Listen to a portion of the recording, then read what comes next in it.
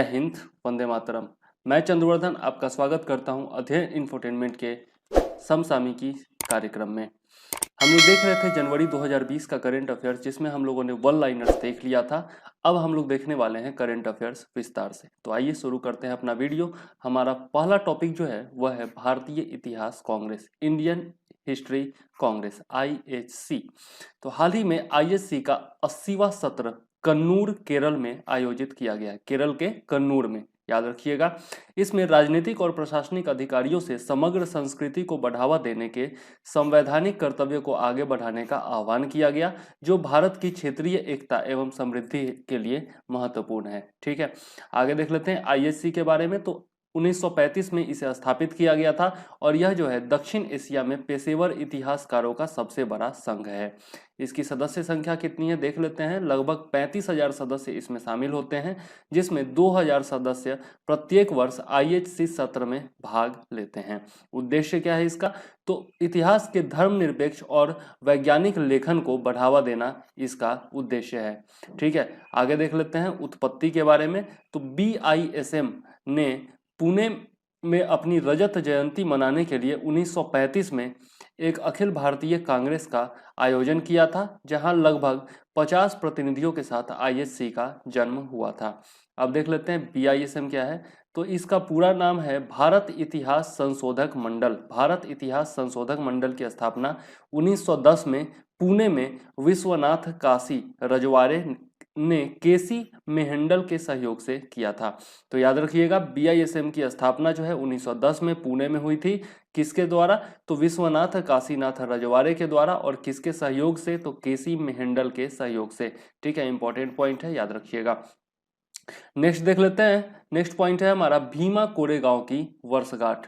1 जनवरी 2020 को भीमा कोरेगांव युद्ध की 202वीं वर्षगांठ मनाई गई है। भीमा कोरेगांव युद्ध के बारे में देख लें तो 1 जनवरी 1818 को पुणे के भीमा कोरेगांव नामक जिले में पेशवा बलों तथा पेशवा बलों मतलब कि पेशवा लड़ाकुओं या फिर योद्धाओं और अंग्रेजों के बीच यह युद्ध हुआ था। और अंग्रेजी सेना की तरफ से दलित सैनिक जो थे वह काफ़ी अधिक मात्रा में थे, जिन्होंने उच्च जाति वाली पेशवा सेना को हराया था।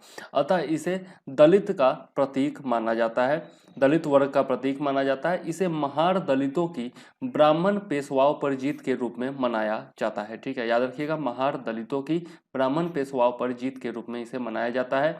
1 जनवरी 1927 को डॉक्टर भीमराव अंबेडकर ने भीमा कोरेगांव की याद में ओबेलिस्क स्मारक का दौरा किया था। ठीक है, तो यह भी इंपॉर्टेंट पॉइंट है, याद रखिएगा। नेक्स्ट देख लेते हैं। केरल जो है वह CAA विरोधी प्रस्ताव पारित करने वाला प्रथम राज्य बन गया है। यह हम लोगों ने वन लाइनर्स में भी देखा था। CAA सब लोग जानते हैं, सिटीजनशिप अमेंडमेंट एक्ट, मतलब नागरिकता संशोधन कानून। तो केरल विधानसभा ने विवादास्पद नागरिकता संशोधन कानून 2019 के रोल बैक की मांग करने वाला एक प्रस्ताव पारित किया है। रोल बैक कहने का मतलब पीछे लेना। ठीक है, किसी भी कानून को पीछे लेना या हटा लेना, लागू न करना। केरल का तर्क क्या है? तो CAA कानून या अधिनियम संविधान के मौलिक मूल्यों एवं सिद्धांतों का खंडन करता है। यह देश में धर्मनिरपेक्ष दृष्टिकोण और आदर्शों के विरुद्ध धर्म आधारित भेदभाव को जन्म देगा, ऐसा केरल का तर्क है। ठीक है, आगे देख लेते हैं मर्चेंट डिस्काउंट रेट के बारे में। मर्चेंट का मतलब होता है व्यापारी, डिस्काउंट का मतलब होता है छूट, और रेट का मतलब होता है दर। तो इससे आप समझ सकते हैं कि व्यापारियों को छूट जो दिया जाता है उसके दर के बारे में यह है आपका मर्चेंट डिस्काउंट रेट यानी कि MDR। यह क्या होता है? तो बैंक द्वारा व्यापारियों से लिया जाने वाला एक शुल्क है, जब व्यापारी अपने प्रतिष्ठानों में ग्राहकों से क्रेडिट या डेबिट कार्ड के जरिए भुगतान स्वीकारते हैं।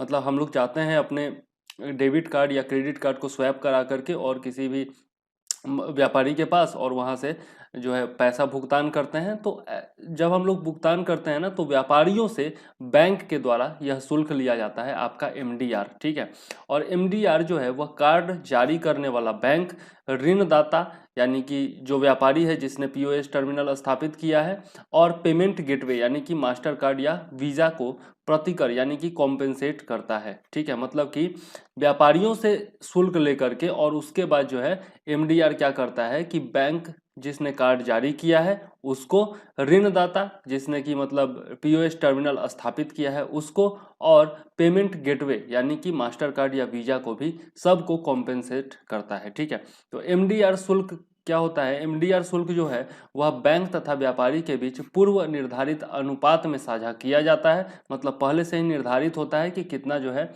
आपका साझेदारी होगी, और ट्रांजैक्शन जो है वह राशि के प्रतिशत में व्यक्त होता है। ठीक है, जितना राशि का आपका ट्रांजैक्शन हुआ है उसके प्रतिशत के रूप में व्यक्त होता है। अब ये समाचारों में क्यों है?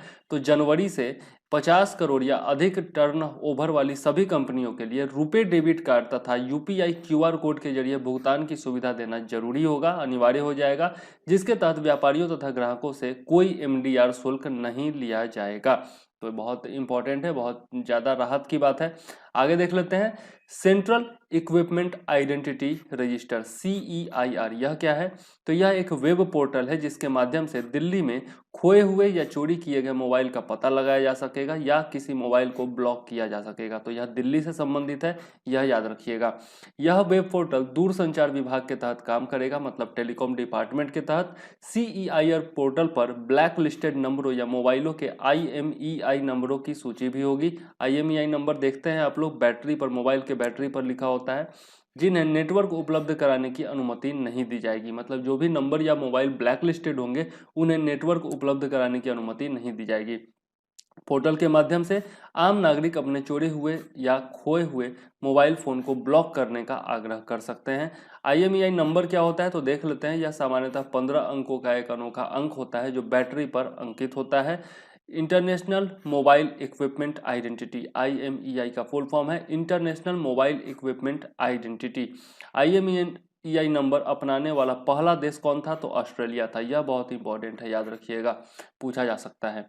नेक्स्ट है पॉइंट है हमारा, longest single space walk by a women. ठीक है, मतलब एक महिला के द्वारा सबसे लंबा अंतरिक्ष यात्रा। ठीक है, अंतरिक्ष में यात्रा करना, सबसे लंबी यात्रा करने वाली महिला कौन है उसके बारे में देख लेते हैं। तो अमेरिकी महिला अंतरिक्ष यात्री क्रिस्टीना कोच ने सबसे लंबे समय मतलब 289 दिन तक सिंगल स्पेस वॉक का रिकॉर्ड बनाया है। इंपॉर्टेंट पॉइंट है, याद रखिएगा। नाम क्या है? Christina Koch. कोच ने अंतरराष्ट्रीय अंतरिक्ष स्टेशन यानी कि ISS इंटरनेशनल स्पेस स्टेशन पर कदम रखते ही इतिहास बना दिया था जब वो जेसिका मीर के साथ प्रथम ऑल फीमेल स्पेस वॉक का हिस्सा बनी थी। कब बनी थी? अक्टूबर में। जनवरी 1994 से मार्च 1995 तक, जनवरी 1994 से मार्च 1995 तक रूस के वलेरी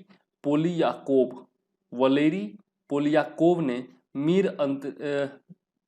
मीर अंतरिक्ष स्टेशन पर 438 दिन तक लगातार वक्त बिताया था। यह आपका पुरुषों का रिकॉर्ड है। ठीक है, तो सबसे लंबे समय तक स्पेस वॉक करने का पुरुषों में रिकॉर्ड किसका है? तो वैलरी पोलियाकोव, और नाम से ही पता चलता है कि रूस के हैं। ठीक है, और 438 दिन इन्होंने बिताया था। तो ये दोनों का नाम याद रखिएगा, इंपॉर्टेंट हो जाता है।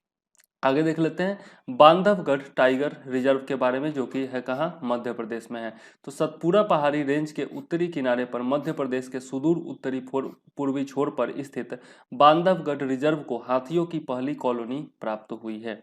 ठीक है, मतलब हाथियों का पहला समूह प्राप्त हुआ है, कॉलोनी उसी को कहते हैं। मध्य प्रदेश की पहली हाथियों की कॉलोनी है ये। आगे देख लेते हैं, बांधवगढ़ रिजर्व में हाथियों के भोजन तथा पानी की पर्याप्त उपलब्धता है। बांधवगढ़ टाइगर रिजर्व के बारे में देख लें तो 1968 में नेशनल पार्क का दर्जा इसे दिया गया था और 1993 में टाइगर रिजर्व का दर्जा इसको दिया गया था। तो यह इंपॉर्टेंट है, MPPSC वाले याद रखिएगा। इसका जिक्र नारद पंचरात्र तथा शिव पुराण में रामायण से जोड़कर मिलता है। ठीक है, मतलब इसका जिक्र जो है वह नारद पंचरात्र मतलब ग्रंथ होगा कोई, और शिव पुराण जो है उसमें रामायण से जोड़ करके देखा जाता है इसको।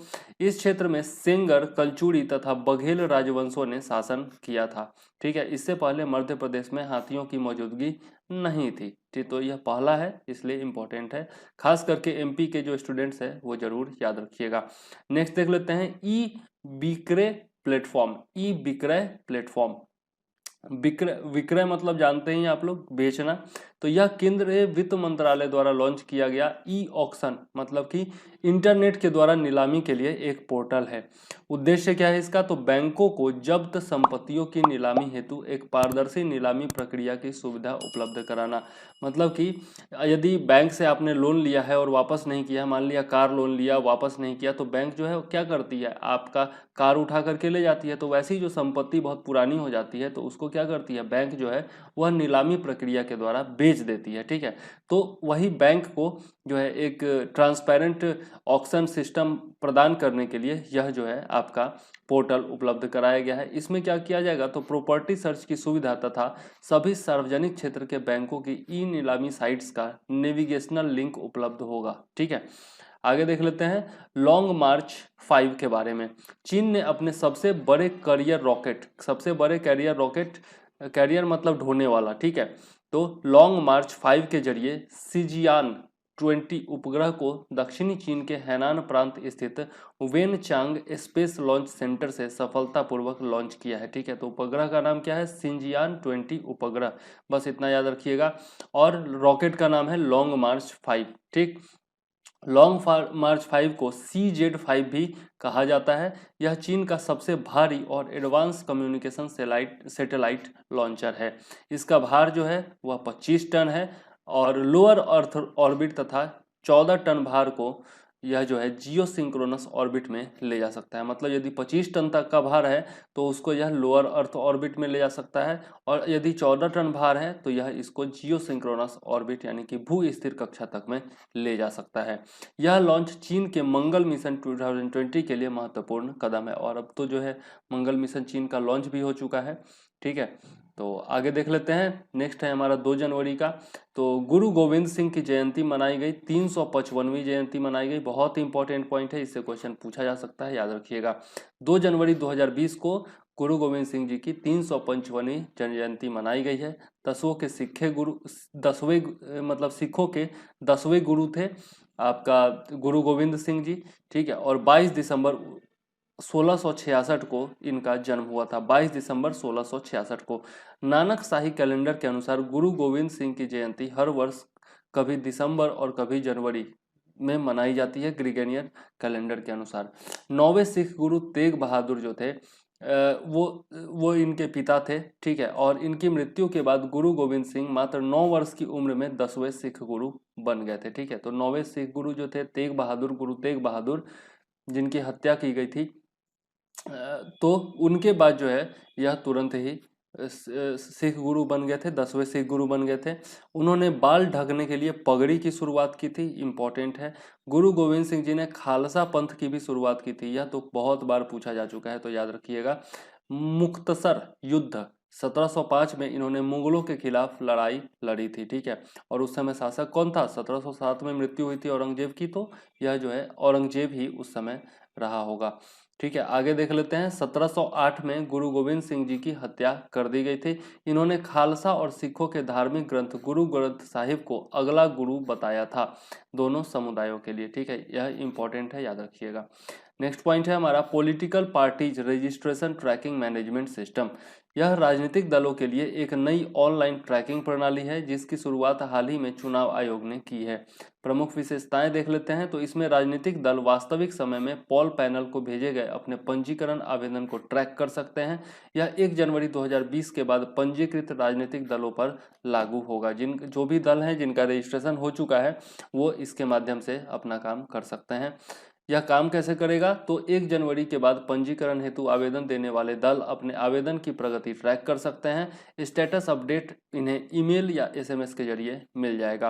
राजनीतिक दलों का पंजीकरण कैसे होता है, तो भारत में राजनीतिक दलों का पंजीकरण रिप्रेजेंटेशन ऑफ पीपुल एक्ट 1951 के धारा 29A के तहत होता है। यह इंपॉर्टेंट है, याद रखिएगा। अनुच्छेद 324 के तहत जो है चुनाव आयोग की शक्तियों के अनुसार राजनीतिक दलों को अपने गठन से 30 दिन के अंदर पंजीकरण हेतु अनिवार्य कराना मतलब आवेदन करना अनिवार्य होता है, यह भी इंपॉर्टेंट है। आगे देख लेते हैं। नेक्स्ट पॉइंट है हमारा संगीत कला निधि पुरस्कार। तो तो एस सौम्या को यह दिया गया है, संगीत कला निधि पुरस्कार एस सौम्या को दिया गया है, याद रखिएगा। यह पुरस्कार संगीत अकादमी चेन्नई के द्वारा स्थापित किया गया था। यह पुरस्कार कर्नाटक के संगीतकारों को प्रतिवर्ष दिया जाता है। तो इंपॉर्टेंट पॉइंट है, याद रखिएगा। नेक्स्ट है हमारा सांसद आदर्श ग्राम योजना SAGY।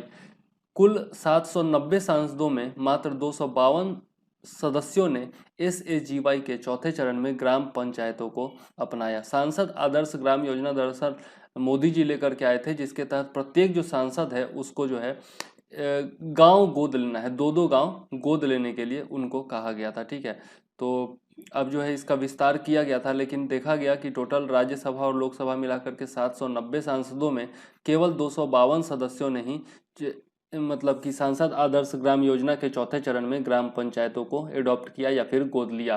योजना की शुरुआत से अब तक चारों चरणों में मात्र 1753 ग्राम पंचायतों को गोद लिया गया है, जो अपेक्षित संख्या से काफ़ी कम है। मतलब चार चरण है, तो चारों चरण में मतलब कम से कम 7 चौका 28, कहने का मतलब कम से कम 3000 तो होना चाहिए था, लेकिन यह जो है लगभग आधा ही है।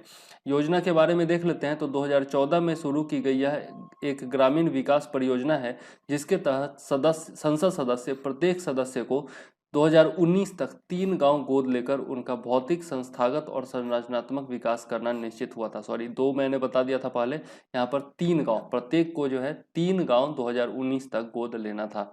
ठीक है, आगे देख लेते हैं लक्ष्य क्या है इसका। तो प्रत्येक सांसद द्वारा मार्च 2019 तक 3 गांव और उसके बाद 2024 तक प्रत्येक वर्ष एक एक गांव, मतलब कि कुल 5 गांव गोद लेकर इन्हें आदर्श गांव के रूप में विकसित करना इसका उद्देश्य था। यह परियोजना लोकनायक जयप्रकाश नारायण की वर्षगांठ के अवसर पर शुरू की गई थी। कब? 2014 में। तो इम्पोर्टेंट है, याद रखिएगा। कार्यान्वयन देख लेते हैं, तो योजना का क्रियान्वयन एक ग्रामीण विकास योजना के जरिए किया जाएगा, जो प्रत्येक चिन्हित ग्राम पंचायत के लिए तैयार किया जाएगा, जिसमें प्रत्येक परिवार से गरीबी मिटाने पर ध्यान केंद्रित होगा। कंस्टिट्यूएंसी फंड से वित्तीय कमी की पूर्ति की जाएगी। MP लैट्स जो है आपका कंस्टिट्यूएंसी फंड, उससे जो है वित्तीय कमी जो भी होगी, पैसों का जो भी मतलब कमी होगा, उसकी पूर्ति की जाएगी। प्रत्येक गांव के लिए जिलाधिकारी जो है वह योजना प्रक्रिया समन्वित करेंगे और इनमें सांसदों की भूमिका भी अहम होगी।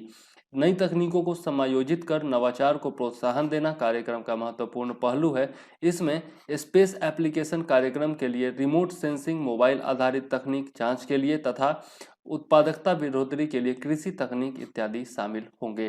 राज्य स्तर पर मुख्य सचिव की अध्यक्षता में एक सशक्त कमेटी बनाई जाएगी, जिसमें संबंधित विभाग के अधिकारी एवं विशेषज्ञ शामिल होंगे। न्यूनतम 2 सिविल सोसाइटी प्रतिनिधियों की जरूरत होगी, जो कि गठित की जाएगी। ठीक है, आगे देख लेते हैं। तो सांसद आदर्श ग्राम योजना के क्रियान्वयन हेतु जिलाधिकारी जो है वह नोडल ऑफिसर होंगे, या याद रखिएगा नोडल ऑफिसर कौन होगा, तो जिलाधिकारी होंगे।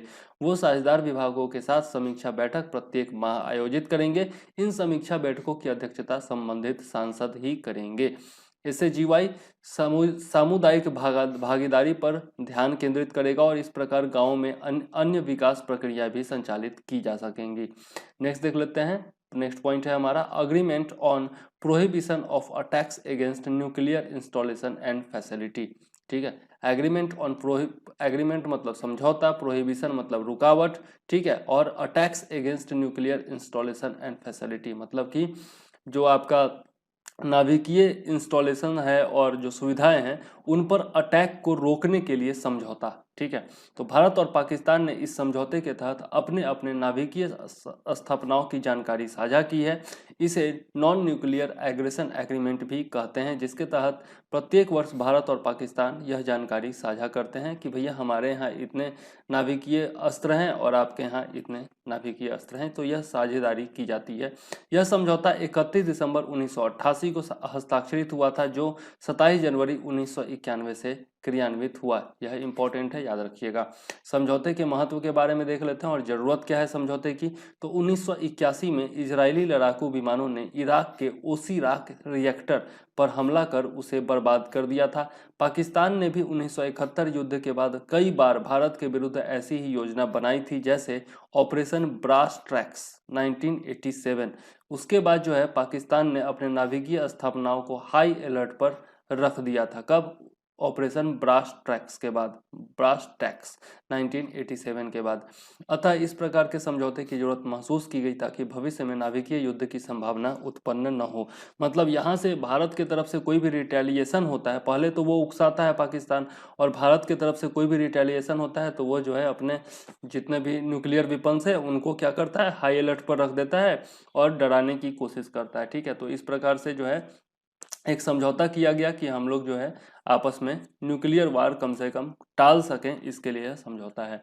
आगे देख लेते हैं, supreme court bats against transfer of community resources. मतलब जो सामुदायिक स्रोत हैं उनका ट्रांसफर करने के खिलाफ जो है सुप्रीम कोर्ट ने निर्णय दिया है। तो हाल ही में सर्वोच्च न्यायालय ने माना कि सरकार को बहुमूल्य सामुदायिक संस्थान जैसे ग्रामीण पोखर इत्यादि शक्तिशाली लोगों तथा उद्यमियों को संपत्ति के वाणिज्यीकरण के लिए दे देने का कोई अधिकार नहीं है। मतलब बहुत जगह ऐसा होता है कि सरकार क्या करती है कि गांव का कोई पोखर है या फिर कोई सार्वजनिक संपत्ति है तो उसको जो है उद्योगपतियों को दे देती है कि भैया आप लोग जो है अपना मॉल खड़ा कीजिए और बाकी सब चीज़ें खड़ा कीजिए। तो यह जो है सुप्रीम कोर्ट ने कहा कि ऐसा अधिकार सरकार को नहीं है। ठीक है, मुद्दा क्या है देख लेते हैं। यह निर्णय एक याचिका पर दिया गया जिसमें नोएडा औद्योगिक विकास प्राधिकरण द्वारा दिल्ली एनसीआर में सैनी गांव के पोखर कुछ उद्योगपतियों को देने की शिकायत की गई थी। मतलब सैनी गांव का कुछ पोखर था, पौंड था, जिसको कि कुछ उद्योगपतियों को देने की शिकायत की गई थी। अब न्यायालय ने कहा कि ऐसी ग्रामीण संसाधनों का संरक्षण संविधान के अनुच्छेद 21 के तहत मौलिक अधिकारों के संरक्षण हेतु आवश्यक है। ये सार्वजनिक क्षेत्र ग्रामीण जीवन की जीवन रेखाएं हैं जो ग्रामीणों के जीवन की जरूरी सुविधाएं उपलब्ध कराते हैं। अतः पानी के वैकल्पिक स्रोत उपलब्ध कराए बिना ग्रामीण जल संसाधनों को डाइवेस्ट करना उचित नहीं है। मतलब कि जब तक आप ग्रामीणों को जो है वैकल्पिक स्रोत नहीं दे देते हैं, मतलब पौंड आप दे रहे हैं, पोखर आप यदि दे रहे हैं तो उसके बदला नलकूप लगा दीजिए या फिर कोई दूसरा सुविधा दीजिए ताकि ग्रामीणों को पानी मिलता रहे, तब आप दीजिए, नहीं तो नहीं दे सकते हैं आप। यह mechanical application of environmental protection का द्योतक है। इसकी कोई गारंटी नहीं है कि वर्तमान में जल इकाइयों को बर्बाद करने का ग्रामीणों पर विपरीत प्रभाव नहीं पड़ेगा और उन्हें वैकल्पिक जल स्रोतों की तलाश में मीलों तक भटकना नहीं पड़ेगा।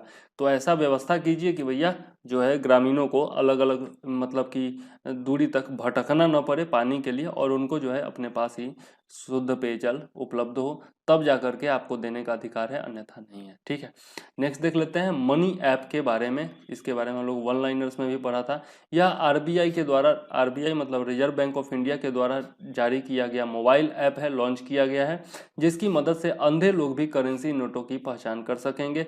इंस्टॉल होने के बाद यह एप्लीकेशन ऑफलाइन भी काम करेगा, मतलब ऑनलाइन मतलब इंटरनेट कनेक्शन की जरूरत नहीं होगी। एप्लीकेशन मोबाइल कैमरा से करेंसी नोटों को स्कैन करेगा तथा हिंदी या अंग्रेजी में नोटों का डिनोमिनेशन बताएगा। मतलब डिनोमिनेशन कहने का मतलब 100 का नोट है, 500 का नोट है, 1000 का नोट है, 2000 का नोट है, यह बताएगा। ठीक है, कितने का नोट है वो बताएगा। ठीक है, आगे देख लेते हैं सिन्ना स्पेक्टेबिलिस। यह अमेरिका के उष्णकटिबंधीय क्षेत्रों में पाए जाने वाला पर्णपाती वृक्ष है। पर्णपाती मतलब वैसे वृक्ष जो कि एक खास मौसम में अपना पत्ता गिरा देते हैं। ठीक है, उनको पर्णपाती कहा जाता है। काफी कम समय में यह 15 से 20 मीटर तक बढ़ जाता है तथा इसके फूल से हजारों बीज उत्पन्न होकर बिखर जाते हैं। यह एक आक्रामक प्रजाति है, इन्वेसिव स्पीसीज है। चिंताओं के बारे में देख लेते हैं। तो वृक्ष की मोटी और घनी पत्तियां जो होती है वह अन्य स्थानीय वृक्षों एवं घास प्रजातियों को बढ़ने से रोक देती है। मतलब यही जो है इतना ज़्यादा दूर में फैल जाता है, इतना ज़्यादा मोटा हो जाता है और घना हो जाता है कि आसपास का जो पेड़ पौधा है वो बेचारा दब जाता है। ठीक है, मूल प्रजातियों के अंकुरण एवं वृद्धि को रोकने से यह शाकाहारी लोगों के लिए भोजन की कमी का कारण बन जाता है। मतलब जो मूल प्रजातियों का पौधा है, मान लिया कि गेहूं का पौधा है आसपास में और वहीं पर जो है यह आपका आ गया, यह लग गया, तो क्या करेगा, गेहूं के पौधे को बढ़ने से रोक देगा। तो धीरे धीरे करके क्या हो जाएगा, भोजन का कमी हो जाएगा आसपास के लोगों के लिए, शाकाहारी लोगों के लिए। ठीक है, तो यह जो है चिंता का कारण है। आगे देख लेते हैं, IUCN रेड लिस्ट में जो है इसको लिस्ट कंसर्न यानी कि कम चिंताजनक वर्ग में रखा गया है। और समाचार में क्यों है, आखिर संदर्भ क्या है इसका, तो केरल सरकार जो है वह वायनाड वन्यजीव अभयारण्य सहित नीलगिरी बायोस्फीयर रिजर्व के वन क्षेत्रों में सिन्ना स्पेक्टेबिलिस की तेजी से वृद्धि रोकने की योजना बना रही है। मतलब वहाँ पर जो है तेजी से वृद्धि हो रही है इसकी, तो उसको रोकने की योजना जो है केरल सरकार बना रही है, इसलिए यह चर्चा में है। आगे देख लेते हैं गगनयान मिशन के बारे में। इसरो चेयरमैन के सिवन ने हाल ही में भारत के प्रथम अंतरिक्ष मानव मिशन हेतु 4 अंतरिक्ष यात्रियों के चयन की घोषणा की है। इसरो का यह अभियान 2022 से पहले लॉन्च करने वाला है। उद्देश्य देख लेते हैं तो देश में विज्ञान एवं तकनीकी का स्तर बढ़ाना इसका उद्देश्य है। यह राष्ट्रीय प्रोजेक्ट है जिसमें विभिन्न संस्थान, शिक्षाविद तथा उद्योग शामिल हैं। औद्योगिक विकास के लिए जो है यह किया जा रहा है, इससे प्रोत्साहन मिलेगा औद्योगिक विकास को। युवाओं को प्रेरित करना तथा अंतर्राष्ट्रीय सहयोग बढ़ाना इसका उद्देश्य है। आगे देख लेते हैं महत्व तथा लाभ के बारे में। तो औद्योगिक समृद्धि, रोजगार सृजन, तकनीकी विकास, शोध एवं अनुसंधान को बढ़ावा तथा प्रेरणा या सम्मान भी इससे भारत को मिलेगा। ठीक है, मतलब अंतरिक्ष जो कार्यक्रम होगा भविष्य का उसके लिए प्रेरणा मिलेगी और इसके अलावा विश्व में भारत का सम्मान भी बढ़ेगा। ठीक है, तो यह सब इसके उद्देश्य हैं। आगे देख लेते हैं सावित्रीबाई फुले के बारे में। तो 3 जनवरी को इनकी जयंती मनाई गई। 3 जनवरी 1831 को महाराष्ट्र के नाय गांव में जन्मी फुले को व्यापक रूप से ब्रिटिश राज के तहत समान शिक्षा के अवसर सुनिश्चित करने में उनके महत्वपूर्ण योगदान के लिए भारत की पहली पीढ़ी की आधुनिक नारीवादियों में से एक माना जाता है। मतलब कि उन्होंने समान शिक्षा के अवसर सुनिश्चित करने के क्षेत्र में महत्वपूर्ण योगदान दिया। ठीक है, और इन्होंने और क्या क्या किया था, तो 1848 में भारत की पहली महिला शिक्षिका बनी और अपने पति समाज सुधारक ज्योतिराव फुले के साथ लड़कियों के लिए स्कूल खोली। तो भारत की पहली महिला शिक्षिका कौन थी? 1848 में बनी थी आपका सावित्रीबाई फुले, यह याद रखिएगा, इंपॉर्टेंट है। दोनों ने जो मतलब पति पत्नी जो भी दोनों ने जाति आधारित पहचान के आधार पर भेदभाव का विरोध किया था। 1854 में इन्होंने विधवा महिलाओं के लिए एक आश्रय बनवाया था, जिसमें आगे चलकर 1864 से निर्वासित महिलाएं तथा बाल वधुओं को भी सहारा मिला था। मतलब महिलाओं के क्षेत्र में भी इन्होंने काम किया। ठीक है, हाशिए की निम्न जातियों को समान अधिकार दिलाने के लिए सावित्रीबाई फुले ने सत्यशोधक समाज, जो कि ज्योतिबा फुले के द्वारा स्थापित किया गया था, के काम को निर्देशित करने में महत्वपूर्ण भूमिका निभाई। तो सत्यशोधक समाज ज्योतिबा राव फुले बहुत बार पूछा जा चुका है, एक बार दो बार नहीं, कहने की जरूरत ही नहीं है, याद रखिएगा। सावित्रीबाई ने 1897 में बुनोविक प्लेग पीड़ितों के लिए क्लिनिक भी खुलवाया था। उन्होंने बाल हत्या प्रतिभा गिरी की भी स्थापना की थी। ठीक है, उनके सम्मान में 2014 में पुणे विश्वविद्यालय का नाम बदलकर सावित्रीबाई फुले विश्वविद्यालय कर दिया गया था। तो यह इंपॉर्टेंट है, बहुत नेक महिला थी। आगे देख लेते हैं भारतीय विज्ञान कांग्रेस के बारे में। तो इससे पहले हम लोगों ने देखा था भारतीय इतिहास कांग्रेस के बारे में, अब हम लोग देख लेते हैं भारतीय विज्ञान कांग्रेस के बारे में। और यह जो है 107वां आयोजन था। University of agricultural sciences Bengaluru में इसका आयोजन किया गया था, याद रखिएगा। थीम क्या है, तो विज्ञान एवं तकनीक ग्रामीण विकास। पृष्ठभूमि देख लेते हैं तो इंडियन साइंस कांग्रेस एसोसिएशन द्वारा प्रतिवर्ष जनवरी के प्रथम सप्ताह में इंडियन साइंस कांग्रेस का आयोजन किया जाता है। आईएससी की शुरुआत जो है 1914 में कोलकाता में हुई थी। 30,000 से अधिक वैज्ञानिक इसके सदस्य हैं और 2 ब्रिटिश रसायन शास्त्री JL सिमोनसन तथा PS मैकमोहन की दूरदर्शिता एवं पहल से इसकी शुरुआत हुई थी। तो याद रखिएगा, ठीक है, दोनों रसायन शास्त्री जो केमिस्ट्स हैं उनका नाम याद रखिएगा। उद्देश्य देख लेते हैं तो भारत में वैज्ञानिक शोध को बढ़ावा देना तथा वर्ष में एक बार वैज्ञानिकों की बैठक आयोजित करना इसका उद्देश्य है। सम्मेलन के निर्णयों, प्रतिफलों, विचारों इत्यादि को प्रकाशित करना और विज्ञान को प्रोत्साहित करने हेतु फंड जुटाना इसका काम है। आगे देख लेते हैं पूर्वोत्तर मानसून के बारे में। नॉर्थ ईस्टर्न मानसून, पूर्वोत्तर या उत्तर पूर्वी मानसून जो है वह अधिशेष वर्षा के साथ समाप्त हुआ है और इस वर्ष एक दुर्लभ मौसमी संयोग के साथ उत्तर पूर्वी मानसून उसी दिन प्रारंभ हुआ जिस दिन दक्षिणी पश्चिमी मानसून का अंत हुआ था। ठीक है, और इन दोनों के बारे में मानसून का जितना भी चक्र है उसके बारे में आप लोग 9th का जो NCERT का मेरा वीडियो है उसमें आप लोग देख सकते हैं, बहुत विस्तार से बहुत अच्छे से मैंने बताया हुआ है। ठीक है, तो वहाँ जा करके देखिएगा जरूर। आगे देख लेते हैं उत्तर पूर्वी मानसून आखिर है क्या। तो भारतीय मौसम विभाग के अनुसार अक्टूबर से दिसंबर तक का समय जो है वह उत्तर पूर्वी मानसून का काल माना जाता है। तो यह समय याद रखिएगा अक्टूबर से दिसंबर तक। ठीक है, इस समयावधि में तमिलनाडु, केरल, आंध्र प्रदेश और तेलंगाना तथा कर्नाटक के कुछ हिस्सों में बारिश होती है, जिसे लौटता मानसून भी कहा जाता है। समर मानसून देख लेते हैं तो दक्षिण पश्चिम से उत्तर पूर्व दिशा की ओर चलता है, और विंटर मानसून जो है वह उत्तर पूर्व दिशा से दक्षिण पश्चिम दिशा की ओर होता है। ठीक है, ये दोनों में अंतर याद रखिएगा दिशा के बारे में। उत्तर पूर्वी मानसून से भारत को कुल वर्षा 1187 मिलीमीटर का मात्र 11% प्राप्त होता है। मतलब भारत में जो कुल वर्षा होती है उसका मात्र 11% जो है वह उत्तर पूर्वी मानसून से प्राप्त होता है। 75% वर्षा जो है वह दक्षिण पश्चिम मानसून तथा शेष वर्षा गैर मानसूनी मौसम से होती है। ठीक है, तो यह याद रखिएगा कि 75% वर्षा जो है वह दक्षिण पश्चिम मानसून से होती है, इसलिए भारत का जो मानसून है उसको दक्षिणी पश्चिम मानसून भी कहा जाता है।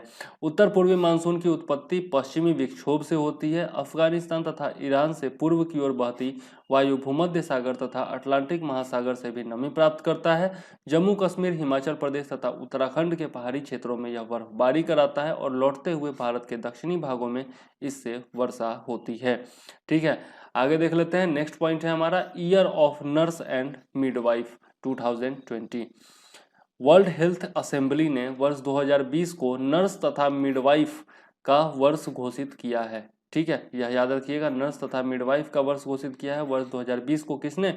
वर्ल्ड हेल्थ असेंबली ने, मतलब कि विश्व स्वास्थ्य सभा ने। आगे देख लेते हैं। तो इस वर्ष आधुनिक नर्सिंग की प्रणेता फ्लोरेंस नाइटिंगेल के जन्म की 200वीं सालगिरह है, तो बहुत ज़्यादा इंपॉर्टेंट बन जाता है। ठीक है, बीमारियों को रोकने, उपचार करने, प्रसव के दौरान विशेष स्वास्थ्य देखभाल के अलावा नर्स जो है वह प्राकृतिक आपातकाल में तथा युद्ध आदि के दौरान भी पीड़ितों की सहायता करती है। वर्तमान में दुनिया भर में 22 मिलियन नर्स और 2 मिलियन दाई हैं। ठीक है, दाई जानते होंगे हॉस्पिटल में होती हैं। वह विश्व स्वास्थ्य संगठन के अनुसार स्वास्थ्य देखभाल तथा बीमारियों से लड़ने की प्रतिबद्धता प्राप्त करने हेतु 2030 तक लगभग 9 मिलियन अतिरिक्त नर्सों एवं दाइयों की आवश्यकता भी होगी। ठीक है, आइए अब देख लेते हैं काला पानी क्षेत्र के बारे में। तो नेपाल और भारत बातचीत के माध्यम से काला पानी सीमा से जुड़े मुद्दों को हल करने की योजना बना रहे हैं। हालांकि अभी हाल ही में जो न्यूज आया है उसमें काला पानी क्षेत्र को नेपाल ने अपना हिस्सा बताते हुए एक मैप जारी किया था, जिसको वहां की संसद ने भी पारित कर दिया है। ठीक है, तो यह बड़ा मुद्दा है, आज के डेट में चर्चा में भी है। तो भारत ने स्पष्ट किया, लेकिन मैं जनवरी का न्यूज बता रहा हूं तो देख लीजिए। भारत ने स्पष्ट किया है कि हमारा अद्यतन राजनीतिक नक्शा भारत के संप्रभु क्षेत्र को दर्शाता है। ठीक है, मुद्दा देख लेते हैं। तो 5 अगस्त 2019 को जम्मू कश्मीर से धारा 370 हटाने के बाद भारत ने 2 नए केंद्र शासित प्रदेशों जम्मू कश्मीर और लद्दाख को दर्शाते हुए अपना नया नक्शा जारी किया था, जो कि राजनीतिक नक्शा था। इस अद्यतन नक्शे में, मतलब इस लेटेस्ट मैप में, काला पानी को उत्तराखंड के पिथौरागढ़ जिले के तहत दर्शाया गया है। नेपाल सरकार काला पानी क्षेत्र को अपना अभिन्न अंग मानती है और इसके लिए नई दिल्ली एवं काठमांडू के बीच वार्ता जारी है। भारत और नेपाल के बीच शेष सीमा संबंधी मुद्दों को सुलझाने की जिम्मेदारी दोनों देशों के विदेश सचिवों को सौंपी गई है। काला पानी क्या है? तो यह कैलाश मानसरोवर मार्ग पर 3600 मीटर की ऊंचाई पर स्थित है। यह भारत में उत्तराखंड तथा नेपाल में सुदूर पश्चिमी प्रदेश की सीमा से लगा क्षेत्र है। 1962 में भारत चीन युद्ध के बाद से ही काला पानी पर भारतीय आईटीबीपी का नियंत्रण है, मतलब Indian Tibet Bharat Tibet border police. ठीक है, तो इसका नियंत्रण है। नेपाल का दावा है कि काला पानी क्षेत्र के पश्चिम की ओर स्थित मुख्य काली नदी है, अतः यह क्षेत्र जो है वह नेपाल का अंग है। जबकि भारत काला पानी क्षेत्र के पूर्व की ओर रिज लाइन का दावा करते हुए इसे अपने संप्रभु राजनीतिक नक्शे में शामिल करता है। विवाद की उत्पत्ति कैसे हुई थी तो देख लेते हैं। 1816 में नेपाल के गोरखा और ब्रिटिश ईस्ट इंडिया कंपनी के बीच हुई सुगौली के संधि के तहत काली नदी भारत के साथ नेपाल की पश्चिमी सीमा के रूप में स्थित थी। हालांकि इसमें रिज लाइन तथा अन्य साथ लगे क्षेत्रों का जिक्र नहीं किया गया था, जिसे स्वयं ब्रिटिश सर्वेक्षणों ने काली नदी का स्रोत बताया था। ठीक है, तो यह जो है विवाद का कारण है इसके बीच में, भारत और नेपाल के बीच में, इतना जरूर याद रखिएगा। आगे देख लेते हैं। MiG-27 फ्लीट को भारतीय वायुसेना से रिटायर किया गया है। बहादुर नाम से विख्यात MiG-27 लड़ाकू विमान 1985 में भारतीय वायुसेना में शामिल किए गए थे, तो इनका नाम क्या था? बहादुर था, याद रखिएगा। Single engine single seater tactical strike fighter aircraft इसको कहा जाता है, मतलब इसमें एक इंजन था, एक इंजन होता है, केवल एक मतलब पायलट के बैठने की जगह होती है, और टैक्टिकल स्ट्राइक फाइटर एयरक्राफ्ट है, मतलब कि रणनीति पूर्वक जो है यह दुश्मन पर हमला करने के लिए यूज आता है। मूल रूप से सोवियत संघ और बाद में हिंदुस्तान एरोनॉटिक्स लिमिटेड बेंगलुरु में इसका निर्माण किया गया था। प्रारंभिक रूप से एक ग्राउंड अटैक विमान था यह, ठीक है, मतलब कि जमीन पर जो आपके दुश्मनों के ठिकाने होते हैं उन पर हमला यह करता है, ठीक है। The India state of forest report के बारे में देख लेते हैं। भारतीय वनस्पति रिपोर्ट, वन स्थिति रिपोर्ट 2019 बहुत इंपॉर्टेंट है, बिल्कुल याद रखिएगा, एक एक पॉइंट याद रखिएगा, ठीक है। पर्यावरण वन एवं जलवायु मंत्रालय के अंतर्गत फॉरेस्ट सर्वे ऑफ इंडिया नामक संगठन प्रत्येक 2 वर्ष में ISFR यानी कि भारत वन स्थिति रिपोर्ट जारी करता है। देख लेते हैं ISFR 2019 के बारे में। तो ISFR में सामान्यतः भारत में वन एवं वृक्षावरण, बांस संसाधन, कार्बन स्टॉक तथा वनों की आग के आंकड़े होते हैं। बांस संसाधन का मतलब हो गया कि भारत में कितना बांस से घिरा हुआ क्षेत्र है, मतलब कितना क्षेत्र ऐसा है जहां पर बांस उपलब्ध है, ठीक है। कार्बन स्टॉक कहने का मतलब है कि भारत में कितना कार्बन स्टॉक है, कहने का मतलब कि कितना वन का क्षेत्र है, ठीक है। वन का जो क्षेत्र होता है वहीं पर कार्बन स्टॉक होता है, ठीक है। इसके अलावा वनों की आग, मतलब कि जंगल में कितना आग लगता है उसका आंकड़ा, ठीक। 2019 की रिपोर्ट में पहली बार वनावरण की गुणवत्तापूर्ण प्रकृति का जिक्र है, मतलब जो हमारे यहाँ वन का आवरण है, फॉरेस्ट का जो आपका आवरण है, उसकी गुणवत्तापूर्ण प्रकृति का भी जिक्र किया गया है, जिसमें जैव विविधता तथा पौधों एवं वृक्षों की पाई गई प्रजातियों की सूची भी शामिल की गई है, ठीक है। आगे देख लेते हैं। पहली बार जो है इसमें वन उत्पादों पर एक राष्ट्रीय वन फेहरिस्त यानी कि नेशनल फॉरेस्ट इन्वेंटरी का भी निर्माण किया गया है, ठीक है। तो यह दोनों नया चीज है, तो इम्पोर्टेंट है, आगे देख लीजिएगा। कुछ प्रमुख तथ्य देख लेते हैं। तो कुल वन तथा वृक्षावरण जो है वो भारत में कितना है, तो 8,07,276 किलोमीटर स्क्वायर है। बहुत इंपॉर्टेंट है, कोई कोई एग्जाम में आंकड़ा ही पूरा पूछ दिया जाता है, तो याद रखिएगा 8,07,276 किलोमीटर स्क्वायर, और जो कि कुल भौगोलिक क्षेत्रफल का 24.56% है। ये तो बिल्कुल याद रखिएगा, भूलिएगा ही मत, 24.56%। 2017 की तुलना में कार्बन स्टॉक में बढ़ोतरी हुई है और यह जो है 42.6 मिलियन टन हो गया है। उत्तर पूर्वी भारतीय क्षेत्र में वनावरण में 765 किलोमीटर स्क्वायर की कमी आई है, मतलब 0.45% की कमी आई है। असम एवं त्रिपुरा के अलावा सभी उत्तर पूर्वी राज्यों में वनावरण का ह्रास हुआ है, मतलब कमी आई है।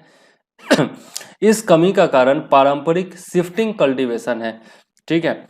मतलब पारंपरिक रूप से जो शिफ्टिंग कल्टीवेशन अपनाया जाता है वहां पर, शिफ्टिंग कृषि जिसको कहते हैं, मतलब एक जगह खेती कर लेना, उसके बाद फिर जो है वहां छोड़ करके दूसरे जगह खेती करना, इसको शिफ्टिंग कल्टीवेशन कहा जाता है।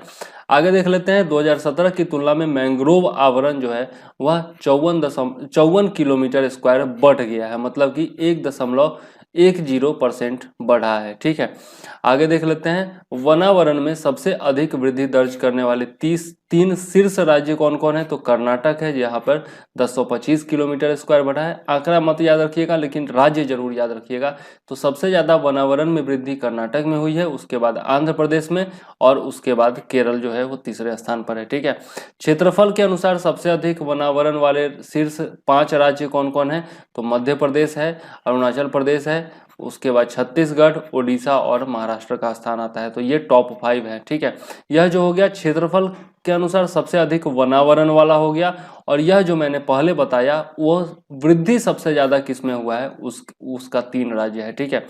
और भारत में कुल बांस वाले क्षेत्र कितने हैं, तो 1,60,037 किलोमीटर, और 2017 की तुलना में वृद्धि इसमें कितनी हुई है, तो 3,229 किलोमीटर स्क्वायर हुई है। तो यह जो है कुछ प्रमुख पॉइंट्स थे जो कि आपका इंपॉर्टेंट है, याद रखिएगा, ठीक है। आगे देख लेते हैं बेलगाम या बेलगांव के बारे में, ठीक है। तो महाराष्ट्र और कर्नाटक के बीच बेलगाम के लिए विवाद पुनः भड़कने के बाद कोल्हापुर बेलगाम बस सेवा स्थगित करनी पड़ी है। तो बेलगाम जो है या बेलगांव जो है वह महाराष्ट्र और कर्नाटक के बीच में विवाद का वस्तु है, या याद रखिएगा। आगे देख लेते हैं राज्य पुनर्गठन कानून के बारे में 1956 में जो लागू हुआ था। पहले बम्बई प्रेसिडेंसी एक बहुभाषी यानी कि मल्टीलिंगुअल प्रांत हुआ करती थी, जिसके तहत वर्तमान कर्नाटक के बीजापुर, बेलगाम, धारवाड़ तथा उत्तर कन्नड़ क्षेत्र शामिल थे। 1956 में राज्य पुनर्गठन कानून के तहत राज्यों को भाषा एवं प्रशासनिक आधार पर पुनर्गठित किया गया तथा बेलगाम जो है वह तत्कालीन मैसूर स्टेट का अंग बना दिया गया था। ठीक है, 1973 में इसका नाम बदल करके कर्नाटक किया गया था।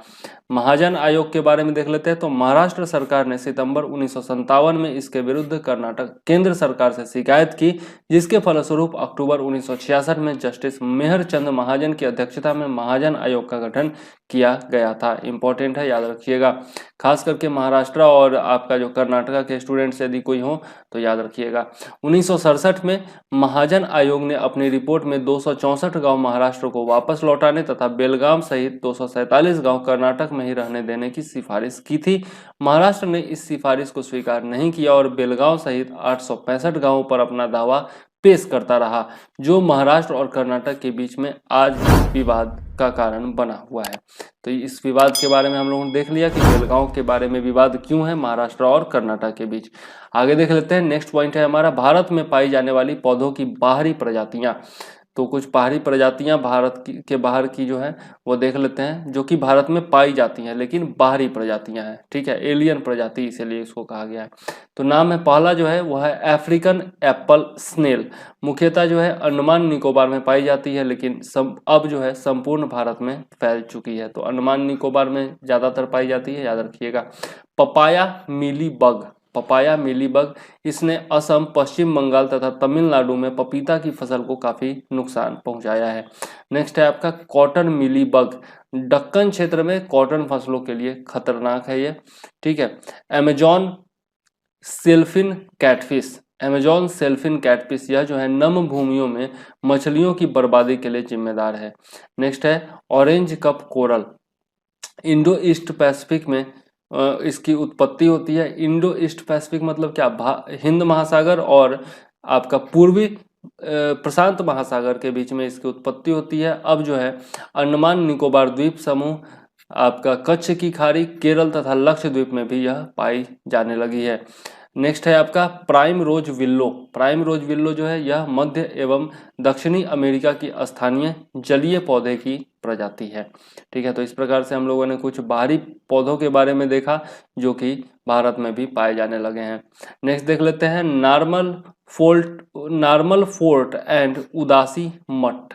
नार्मल फोर्ट एंड उदासी मठ के बारे में देख लेते हैं। तेलंगाना के आदिलाबाद जिले के निर्मल टाउन में स्थित निर्मल किला और उदासी मठ को तोड़ा जा रहा है। निर्मल फोर्ट और उदासी मठ, ठीक है, इसको तोड़ा जा रहा है। तो निर्मल फोर्ट के बारे में देख लेते हैं। आदिलाबाद जिले का निर्मल टाउन कला एवं संस्कृति के मुख्य विरासतों में से एक है। इस क्षेत्र में काकतीय, चालुक्य, कुतुबशाही तथा निजाम वंशों ने सांस्कृतिक विरासत को लगातार समृद्ध किया है। निर्मल फोर्ट या संग्रह फोर्ट फ्रांसीसियों के द्वारा निर्मित है। निर्मल क्षेत्र अपने खिलौना उद्योग तथा निर्मल प्लेट यानी कि लघु चित्र तथा फूलों के डिजाइन वाले प्लेट के लिए प्रसिद्ध है। उदासी मठ के बारे में देख लेते हैं। तो निजाम आसफ जाह तृतीय के प्रधानमंत्री दीवान चंदूलाल के द्वारा 1822 में डेक्कन के निर्मल टाउन में इसका निर्माण किया गया था, उदासी मठ का। निजाम आसफ शाह तृतीय उदासी मठ का अनुयायी था, जिसका प्रतिपादन गुरु नानक के बड़े पुत्र श्री चंद ने किया था। तो यह भी इंपॉर्टेंट पॉइंट है, याद रखिएगा। नेक्स्ट है गुरु नानक ने जिन स्थलों की यात्रा की वहां सभी जगह श्री चंद के अनुयायियों ने मठों का निर्माण कराया था। निर्मल टाउन में मठ का निर्माण गुरु नानक की द्वितीय उदासी के दौरान 1511 से 1513 के बीच में निर्माण इसका किया गया था। ईश्वर के संदेशों को फैलाने के उद्देश्य से गुरु नानक देव ने सभी चारों दिशाओं की यात्रा की थी, जिसे चार उदासी कहते हैं। द्वितीय उदासी के दौरान गुरु नानक ने श्रीलंका तथा दक्कन की यात्रा की थी तथा विजयवाड़ा और गुंटूर एवं हैदराबाद और निर्मल टाउन मतलब तेलंगाना गए थे। ठीक है, तो यह भी याद रखिएगा। ठीक है, आगे देख लेते हैं 4 जनवरी का करंट अफेयर्स। तो जोनल काउंसिल्स के बारे में इसमें हम लोगों को पढ़ना है, आंचलिक परिषद के बारे में। तो पश्चिमी जोनल काउंसिल की 25वीं बैठक जो है वो जनवरी 2020 को होगी, इसके लिए यह मतलब कि चर्चा में है। महाराष्ट्र जो है इस बार प्रमुख समन्वयक होगा, लीड कोऑर्डिनेटर होगा। जोनल काउंसिल्स के बारे में देखें तो राज्य पुनर्गठन अधिनियम 1956 के अंतर्गत स्थापित वैधानिक या विधिक निकाय है, जो कि संवैधानिक नहीं है, याद रखिएगा। जो परामर्शदात्री या सलाहकार इकाइयां होती हैं, ठीक है, संवैधानिक नहीं होती है, वैधानिक होती है या विधिक निकाय होती है, याद रखिएगा। और राज्य पुनर्गठन अधिनियम 1956 के अंतर्गत इनकी स्थापना की गई थी, यह भी याद रखिएगा। इनका उद्देश्य अंतर्राज्यीय सहयोग एवं समन्वय को बढ़ावा देना है। भारत को कुल 5 आंचलिक परिषदों में बांटा गया है और इसके बारे में डिटेल में जो है आप लोग पढ़ सकते हैं। जब मैंने बताया था भारत के राज्य क्षेत्रों के बारे में संविधान के तहत इंडियन पॉलिटी में, तो उस वीडियो में इसके बारे में मैंने चर्चा की है, आप लोग जाकर के देख सकते हैं, ठीक है। तो भारत को जो है 5 आंचलिक परिषदों में बांटा गया है। पहला है आपका उत्तरी जोनल काउंसिल, जिसमें हरियाणा, हिमाचल प्रदेश, जम्मू कश्मीर, पंजाब, राजस्थान, दिल्ली एनसीआर तथा चंडीगढ़ आते हैं, ठीक है। चंडीगढ़ जो है वो केंद्र शासित प्रदेश है। नेक्स्ट है आपका केंद्रीय जोनल काउंसिल, मतलब कि सेंट्रल जोनल काउंसिल। तो इसमें जो है आपका छत्तीसगढ़, उत्तराखंड, उत्तर प्रदेश और मध्य प्रदेश आते हैं। देख लेते हैं नेक्स्ट पूर्वी जोनल काउंसिल। तो इसमें जो है बिहार, झारखंड, ओडिशा और पश्चिम बंगाल आता है, ठीक है। पश्चिमी जोनल काउंसिल के बारे में देख लेते हैं। तो इसमें जो है गोवा, गुजरात, महाराष्ट्र और केंद्र शासित प्रदेश दमन एवं दीव तथा दादर नागर हवेली आता है, ठीक है। दक्षिणी जोनल काउंसिल में आपका आंध्र प्रदेश, तेलंगाना, कर्नाटक, तमिलनाडु, केरल तथा पुदुचेरी आता है, पुदुचेरी केंद्र शासित प्रदेश। इसके अलावा उत्तर पूर्वी राज्य आंचलिक परिषदों में शामिल नहीं है, उनके लिए अलग से उत्तर पूर्वी परिषद की स्थापना की गई है। किसके तहत? तो उत्तर पूर्वी परिषद एक्ट 1972 के तहत। मतलब कि उत्तर पूर्व के जो 8 राज्य हैं हमारे, वह आपका इन आंचलिक परिषदों में शामिल नहीं है, उनके लिए अलग से परिषद है जिसको उत्तर पूर्वी परिषद कहते हैं और जिसका गठन उत्तर पूर्वी परिषद एक्ट 1972 के तहत किया गया था। अब देख लेते हैं संरचना के बारे में। तो इसमें जो है चेयरमैन होता है। चेयरमैन कौन होता है? तो केंद्रीय गृह मंत्री जो होते हैं वह सभी परिषदों के चेयरमैन होते हैं। वाइस चेयरमैन कौन होता है? तो बारी बारी से परिषद में शामिल राज्यों या केंद्र शासित प्रदेशों के मुख्यमंत्री 1 साल के लिए वाइस चेयरमैन बनते हैं। मतलब 1 साल के लिए कोई और बने, किसी और राज्य का बनेगा, दूसरे साल के लिए किसी और राज्य का बनेगा, ठीक है। मतलब बारी बारी से बदलता रहेगा। सदस्य देख लेते हैं। तो शामिल राज्यों से मुख्यमंत्री तथा अन्य 2 मंत्रियों को राज्यपाल नामित करते हैं, जबकि केंद्र शासित प्रदेशों से 2 सदस्य शामिल होते हैं, ठीक है, याद रखिएगा। सदस्य में जो राज्य शामिल हैं, संबंधित जो राज्य है जिस काउंसिल के, उसके मुख्यमंत्री जो है वो सदस्य होते हैं तथा अन्य 2 मंत्रियों को जो है राज्यपाल नामित करते हैं, ठीक है। और केंद्र शासित प्रदेश से 2 सदस्य शामिल होते हैं। सलाहकार के बारे में देख लेते हैं। तो योजना आयोग यानी कि अब नीति आयोग जो है वह हर परिषद के लिए 1 व्यक्ति मनोनीत करता है तथा जोनल काउंसिल में शामिल प्रत्येक राज्य द्वारा मुख्य सचिव तथा अन्य अधिकारी या विकास कमिश्नर जो है वो नामित किए जाते हैं सलाहकार के रूप में।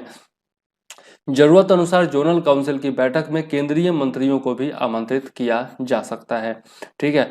आगे देख लेते हैं। नेक्स्ट पॉइंट है हमारा जनरल कासिम सुलेमानी, ईरान की अमेरिका द्वारा हत्या। मतलब ईरान के जनरल थे जनरल कासिम सुलेमानी, जिनकी अमेरिका के द्वारा हत्या कर दी गई है।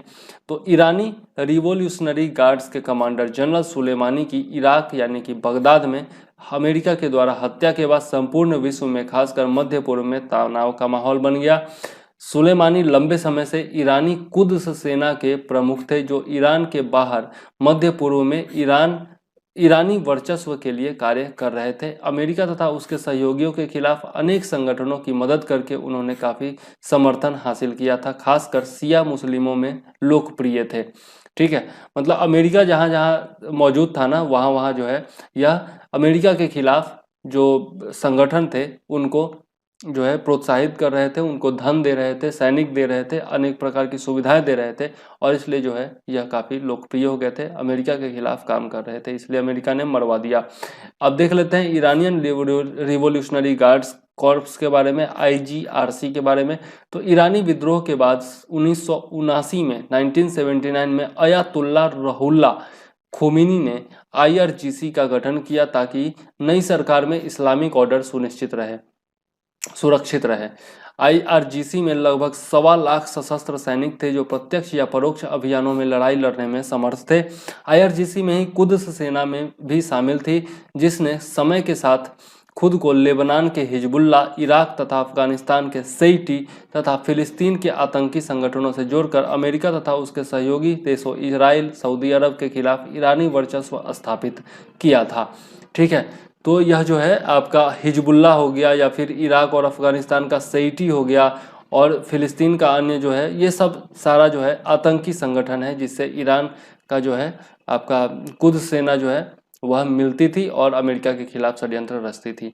अरबी में जेरूसलम को कुद्स कहते हैं। कुद्स का के बारे में देख लेते हैं। तो अरबी में जेरूसलम को कुद्स कहते हैं और यह सेना गैर पारंपरिक युद्ध यानी कि अनकन्वेंशनल प्रॉक्सी वार्स तथा इंटेलिजेंस एक्टिविटीज में कुशल होते हैं। अपारंपरिक युद्ध किसको कहते हैं? जो कि आमने सामने नहीं लड़ा जाता है, जैसे वो लड़ रहा है, पाकिस्तान लड़ रहा है भारत के खिलाफ आतंकवादी वगैरह भेज करके। ठीक है, तो इस प्रकार का जो युद्ध होता है उसको प्रॉक्सी वार कहते हैं या फिर अनकन्वेंशनल वार कहते हैं। जैसे अभी चाइना कर रहा है LAC पर, तो उसको अनकन्वेंशनल वार कहेंगे। ठीक है, पारंपरिक युद्ध नहीं कहेंगे, गैर पारंपरिक युद्ध कहेंगे।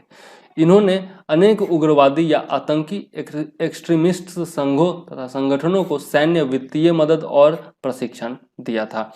नेक्स्ट पॉइंट देख लेते हैं, एक्स्ट्रा ऑक्यूलर विजन। आंखों के बिना देखने की क्षमता को एक्स्ट्रा ऑक्यूलर विजन कहते हैं। शोधकर्ताओं ने बताया है कि रेड ब्रिटल स्टार, जो स्टार फिश के निकट संबंधी हैं, बिना आंखों के ही देख सकते हैं। रेड ब्रिटल स्टार, जिनका जो वैज्ञानिक नाम है वह है ओफियोकोमा वेंडिटी, ओफियोकोमा वेंडटाई। कैरिबियाई सागर में कोरल रीफ में रहते हैं। समुद्री आर्चिन के बाद जो है रेड ब्रिटल स्टार दूसरी प्रजाति है जो बिना आंखों के देखने में सक्षम है। ठीक है, यह इंपॉर्टेंट है, याद रखिएगा। काम कैसे करता है? तो शोधकर्ताओं के अनुसार सी अर्चिन जो है तथा रेड ब्रिटल स्टार्स में फोटो रिसेप्टर कोशिकाएं पाई जाती हैं जो इस एक्स्ट्रा ऑक्यूलर विजन में सहायक हैं और ये बिना आंखों के भी देख पाते हैं। ठीक है, नेक्स्ट है पॉइंट हमारा UNESCO creative cities network. UNESCO creative cities network के बारे में देख लेते हैं। तो हाल ही में वियतनाम की राजधानी हनोई को UCCN में शामिल करने की औपचारिक घोषणा की गई है। UCCN का मतलब यूनेस्को क्रिएटिव सिटीज नेटवर्क। इसके साथ ही UCCN में अब 246 शहर शामिल हो गए हैं। तो सबसे नया शहर कौन है? हनोई है। ठीक है, जो कि वियतनाम की राजधानी है, याद रखिएगा, इंपॉर्टेंट है। इसके साथ ही UCCN में 246 शहर शामिल हो चुके हैं। UCCN के बारे में देख लेते हैं। तो इसका निर्माण 2004 में उन शहरों के बीच सहयोग बढ़ाने के लिए किया गया था जिन्होंने सतत शहरी विकास के लिए रणनीतिक कारक के रूप में रचनात्मकता को पहचाना है। उद्देश्य क्या है? तो स्थानीय स्तर पर रचनात्मकता तथा सांस्कृतिक उद्योगों को विकास योजनाओं के केंद्र में रखना तथा अंतर्राष्ट्रीय स्तर पर सहयोग में सक्रिय भागीदारी निभाना है। नेटवर्क में 7 रचनात्मक क्षेत्र कौन कौन से हैं देख लेते हैं। तो craft and folk arts, media arts, film design, gastronomy, literature और म्यूजिक, ये 7 क्षेत्र जो है वह इसमें शामिल है। भारत से UCCN में शामिल कौन कौन से शहर है? नवंबर 2019 तक का जो इसमें दिया हुआ है, तो जयपुर है। क्राफ्ट एंड फोक आर्ट्स के बारे में मतलब के क्षेत्र में दिया गया है इसको 2015 में। Varanasi creative city of music मतलब संगीत के क्षेत्र में 2015 में। Chennai creative city of music, यह भी म्यूजिक के क्षेत्र में 2017 में। मुंबई जो कि फिल्म के क्षेत्र में 2019 में और हैदराबाद गैस्ट्रोनॉमी के क्षेत्र में 2019 में। तो भारत का जो है 5 शहर जो है वह इसमें शामिल है UCCN में। ठीक है, याद रखिएगा। नेक्स्ट पॉइंट है हमारा FAME 2 योजना। सड़क परिवहन क्षेत्र में स्वच्छ परिचालन को बढ़ावा देने हेतु भारी उद्योग विभाग ने FAME 2 faster adoption and manufacturing of electric vehicles in India part 2 जो है योजना के दूसरे चरण के तहत 24 राज्यों या केंद्र शासित प्रदेशों के 62 शहरों में 2636 चार्जिंग स्टेशन बनाने की मंजूरी दी है। तो यह जो है आपका भारी उद्योग विभाग ने ऐसा किया है, यह याद रखिएगा। ठीक है, और फेम का फुल फॉर्म भी याद रखिएगा। आगे देख लेते हैं इसका लक्ष्य क्या है। तो 2022 तक 10,000 करोड़ का आवंटन फेम 2 के लिए किया गया है। वाणिज्यिक उद्देश्यों के लिए इस्तेमाल होने वाले बिजली चालित बसों, तिपहिया वाहनों तथा चौपहिया वाहनों को सरकारी अनुदान इसके तहत दिया जाएगा। इसमें प्लग इन हाइब्रिड व्हीकल्स तथा साइजेबल लिथियम आयन बैटरी तथा बिजली चालित मोटर वाले वाहन भी शामिल होंगे। देख लेते हैं फेम इंडिया योजना के बारे में। तो फेम इंडिया योजना जो है वह नेशनल इलेक्ट्रिक मोबिलिटी मिशन का अंग है। इसका मुख्य ध्यान जो है वह सब्सिडी उपलब्ध कराकर इलेक्ट्रिक वाहनों को प्रोत्साहित करना है। और इसके फोकस एरियाज कौन कौन है। तो टेक्नोलॉजी डेवलपमेंट मतलब तकनीकी विकास, डिमांड क्रिएशन मतलब मांग को बढ़ाना। किस चीज़ का मांग, जो बैटरी चालित वाहन है उनका मांग, मतलब बिजली चालित जो वाहन है, इलेक्ट्रिसिटी व्हीकल जो है उनकी मांग को बढ़ाना। पायलट प्रोजेक्ट्स मतलब पायलट परियोजनाएं चलाना अलग अलग क्षेत्रों में, ताकि अगर वो सफल हो सके तो पूरे देश में उसको लागू किया जा सके। और चार्जिंग इंफ्रास्ट्रक्चर, अब बिजली चालित वाहन होंगे तो बैटरी को चार्ज करने के लिए भी तो इंफ्रास्ट्रक्चर चाहिए होगा, संरचना चाहिए होगा, तो उसका भी निर्माण करना। ठीक है, यह जो है 4 फोकस एरियाज होंगे इसके। नेक्स्ट देख लेते हैं new and emerging strategic technologies यानी कि NEST के बारे में, नेस्ट के बारे में। तो 5G और कृत्रिम बुद्धिमत्ता की शुरुआत से जुड़े हुए सुरक्षा मुद्दों के निहितार्थ भारतीय विदेश मंत्रालय ने नेस्ट पर एक नया प्रभाग स्थापित करने की घोषणा की है। नेस्ट और इसके कार्यों के बारे में देख लेते हैं। तो यह प्रभाग नई और उभरती तकनीकों से जुड़े सभी मामलों के लिए भारतीय विदेश मंत्रालय में नोडल बिंदु के रूप में कार्य करेगा, जिसमें विदेशी सरकारों के साथ विचारों का आदान प्रदान, घरेलू मंत्रालयों तथा विभागों के साथ समन्वय इत्यादि शामिल हैं। यह उभरती हुई प्रौद्योगिकियों तथा तकनीक आधारित संसाधनों की विदेश नीति और अंतर्राष्ट्रीय कानूनी निहितार्थों के आकलन में भी मदद करेगा। संयुक्त राष्ट्र या G20 जैसे बहुपक्षीय मंचों पर भारतीय हितों की सुरक्षा के लिए वार्ता में नेस्ट डेस्क भी शामिल होंगे, जहां इस तरह की तकनीकों के उपयोग और उपयोग को नियंत्रित करने वाले नियम तय किए जा सकते हैं। इसका महत्व देख लेते हैं। तो नया प्रभाग जो है वह उभरती चुनौतियों एवं परिदृश्यों से निपटने के लिए हाल के वर्षों में बनाए गए कई विशेष डेस्कों में से एक है। तो यह जो है आपका विदेश मंत्रालय से जुड़ा हुआ है, यह इंपॉर्टेंट है, याद रखिएगा। नेक्स्ट पॉइंट देख लेते हैं। बिहार में अपनी तरह के पहले टर्टल रिहैब केंद्र की स्थापना। जनवरी 2020 में भागलपुर वन डिवीजन में साफ पानी का कछुआ जो है वह पाया गया था। ठीक है, आधे हेक्टेयर में फैले केंद्र में जनवरी 2020 में भागलपुर वन डिवीजन में इसकी स्थापना की गई है। और यह जो है साफ पानी का कछुआ के लिए किया गया है। आधे हेक्टेयर में फैले केंद्र में 500 कछुए एक साथ रखे जा सकते हैं। बचाव दलों के द्वारा जब्त अनेक कछुओं के बीमार होने तथा घायल होने के कारण इसे रिहैब सेंटर की जरूरत होती है। ठीक है, तो यह जो है बिहार के भागलपुर के वन डिवीजन में जो है यह स्थापित किया गया है, याद रखिएगा। खास करके BPSC वाले और बिहार का एग्जाम देने वाले लोग जरूर याद रखिएगा। ठीक है, नेक्स्ट देख लेते हैं। साइबर सेफ वुमेन पहल महाराष्ट्र सरकार की यह पहल है।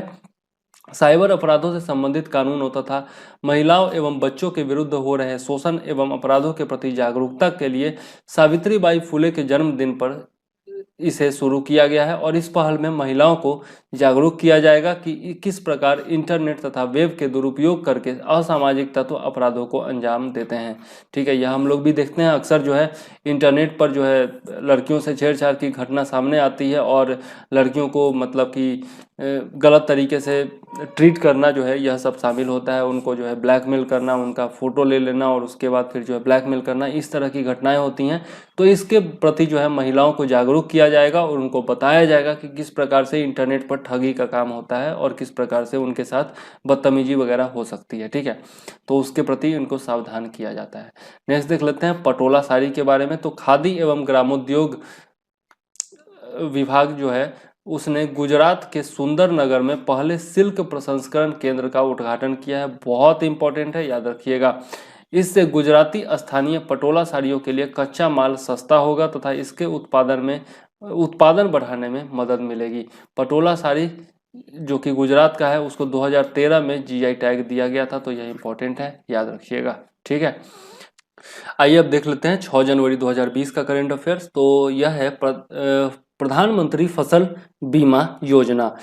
महाराष्ट्र देश का प्रथम राज्य बन गया है जिसने अपनी भूमि का रिकॉर्ड प्रधानमंत्री फसल बीमा योजना के वेब पोर्टल से जोड़ा है। इससे ओवर इंश्योरेंस यानी कि मालिकाना मालिकाना हक से अधिक जमीन का बीमा के मामले तथा अयोग्य लोगों के झूठे बीमे की जांच संभव हो सकेगी।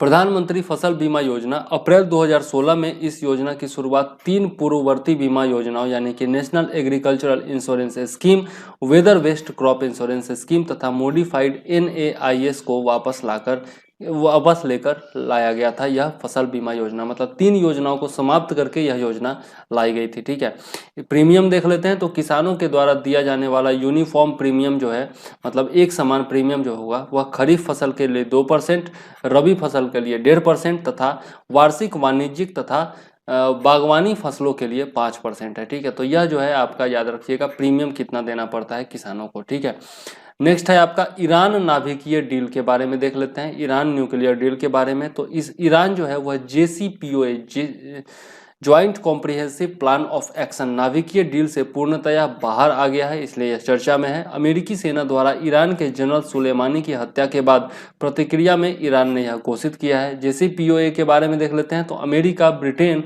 रूस, चीन, फ्रांस और जर्मनी के साथ 2015 में किए गए इस समझौते के तहत ईरान ने परमाणु कार्यक्रम पर लगाम लगाने को सहमत हुआ था। JCPOA के तहत ईरान को अपने सेंट्रीफ्यूजेज स्टोर्स, हेवी वाटर तथा यूरेनियम भंडार में कमी लाना था। समझौते के क्रियान्वयन की जांच हेतु एक संयुक्त आयोग भी गठित किया गया था जिसमें समझौते में शामिल सभी देशों के प्रतिनिधि शामिल थे। ईरान ने समझौता क्यों किया था? तो संयुक्त राष्ट्र अमेरिका तथा यूरोपीय संघ ने ईरान पर कड़े आर्थिक प्रतिबंध लगाए थे जिससे ईरान के तेल निर्यात में अरबों पाउंड का घाटा हो रहा था, इसलिए ईरान ने यह डील किया था। अमेरिका ने डील क्यों तोड़ दिया था?